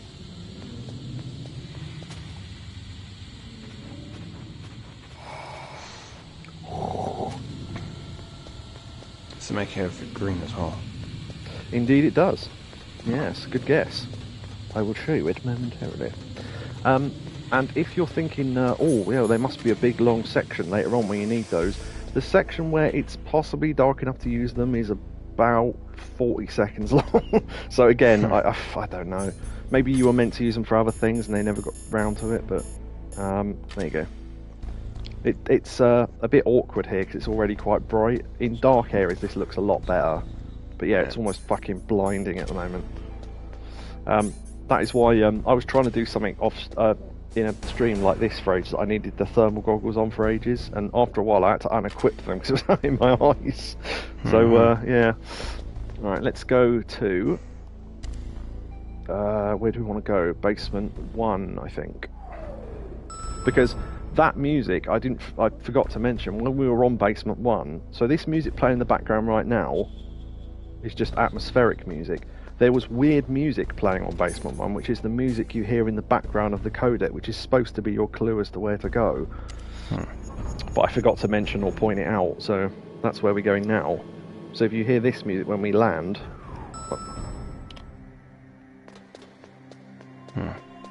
Oh. Right, okay, so now we're on a different floor, we shall save, and then... Snake, there's an old Chinese saying, a scholar who cherishes the love of comfort is not fit to be deemed a scholar. Einstein said it another way. He said that only a life lived for others is worth living. That's why I entered MIT instead of Princeton or Vassar like my friends. I wanted to do applied physics, not just theoretical stuff. I wanted to make things for people. The Soliton radar system or the Codex system. I just wanted to make something that would be useful for people. I think that it was the same for Dr. Emmerich too. But he was used like a tool, used to make a horrible killing machine. Maybe it would be better if engineers like us just stop making things. I don't know. I don't know. Save over nuclear building 1.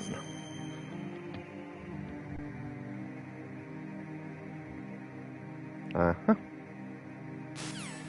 Well, that was a nice ending. Bit of a down note to the end of the stream, but never mind. Yeah, so a lot of Mei Ling's story is just not fleshed out unless you save the game often. So you can get through this whole game and learn almost nothing about her. But yeah, she went to proper things to do sciencey things, hence she developed the radar and the codec and all that. Yeah. Sciencey things. Yeah, I don't know if anyone else is still here, probably not, but hopefully you enjoyed that. We will not be back on... Christ almighty, I'm sweating. Just let back and realise how wet the chair is. We will not be back on Tuesday because that is Boxing Day. We are having the day off because we need some time to box. Yes. We'll be back on the 29th, hopefully. That is the Friday. So yeah, so we're having a week between streams, and it's a bit awkward doing an early week stream next week because of the day you might be more popularly known as Christmas Day, or Christmas Eve. Yeah, that was it. It was the 24th of December. So yeah, good stuff. So hopefully, if you... Oh, okay, Kari's still here. Excellent. When I was a kid and heard of Boxing Day, I thought it was something to do with the boxing sport. Do you know, originally, I think that might have... I mean, obviously people think, oh no, it's because of the boxes you throw away because of stuff. I think originally it may well have been to do with the sport. I don't exactly know. I had heard that at some point. I mean, it obviously sounds like a joke now, but I think traditionally that would have been the first day after Christmas when sport restarted. I don't know, so maybe that's what that's about, but I could just be making a tit of myself by misremembering something I heard as a kid. Oh, you can call people anytime, but if you try and call Deep Throat, this happens. No response. Because he calls you when he wants to talk to you, so whoever Deep Throat is. Alright, okay. So, yeah, we've done maybe... in terms of the story, maybe a third-ish of the game, maybe. It's hard to judge, really, because normally I skip all the cutscenes when I'm playing it, but so it's hard to remember how, because a lot of it is... I mean, you can see what they mean by the fact there's sort of long periods where you're not actually playing the game, you're sort of indulging in the story, and that becomes more so as you go on. So, yeah. But yeah, hopefully you're enjoying it so far, and yeah, when we get to Friday, I'll try and remind you of stuff, because if this was a game I'd never played before, I'd never remember any of this over a period of a week. So yeah, I'll try and refresh on Friday. The other thing as well is when you restart the game, it gives you a little mission briefing, and it tells you what you're doing next in the game, so you don't forget. So that's kind of nice. So I might read that when we come back to this game. Yeah. So hopefully people enjoy that who's watching. And yeah, subscribe, like, and do or whatever. What was that thing from ProZD? If only there was a way to show my appreciation for this. Like, comment, and subscribe. Oh! And then the video just ends. Oh, brilliant. I don't like that type of content, really, but he's funny. Alright, yeah. So, I think we're... Oh, wrong button.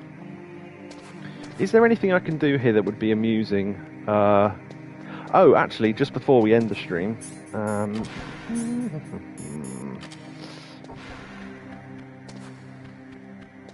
if I remember rightly, it's this one. Yep. Oh shit, I don't think I'm going to catch her now. Shit, wrong button. Oh well. I was going to try and kill her to show you what happens. You can basically catch her and break. If you sneak up on her, you can break her neck or whatever, and then the game's over. And you just go, Snake, what the hell are you doing? Or something like that. It's quite funny. She's easier to kill later on, so... Oh, there we go, we scared her into the toilet. Oh, actually, now she's out... Ah, shit, there's a guard there. Was it this one or the next one? No, okay, it's her. You can use her as a human shield, though, I'll show that off. They killed her, not me! What's wrong? Snake! Snake! Actually, yeah, that sounded like a normal gamer. I think if we kill her, they have a go at us, though. She goes, "Oh, snake," and then collapses to the floor with a broken neck. But yeah, so I showed that off because that just reminded me. All right, so cool stuff. So yeah, see you all on Discord, and see you next week on Friday. No stream Tuesday. I'll have to tell Neo about that because he's probably the only person who gives a shit anyway, apart from you. So yeah, I'll have to remember to message him about that. Yeah. So take care, folks. There's Akari. Thank you very much for coming in, Akari, and Neo, as I mentioned earlier, for the 100 bits earlier. And, yes, indeed. Yeah, Smash came in earlier. There were some weird people in tonight who don't normally come in. Green Fox, he's normally in, so... Alright, okay, cool. So yes, goodbye, everybody. Good try. Goodbye.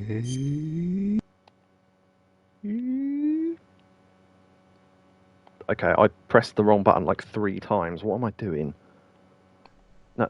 Oh, the button's... No, that is the right button. It wasn't working. That was weird. Alright, okay. Good ending. Right. And...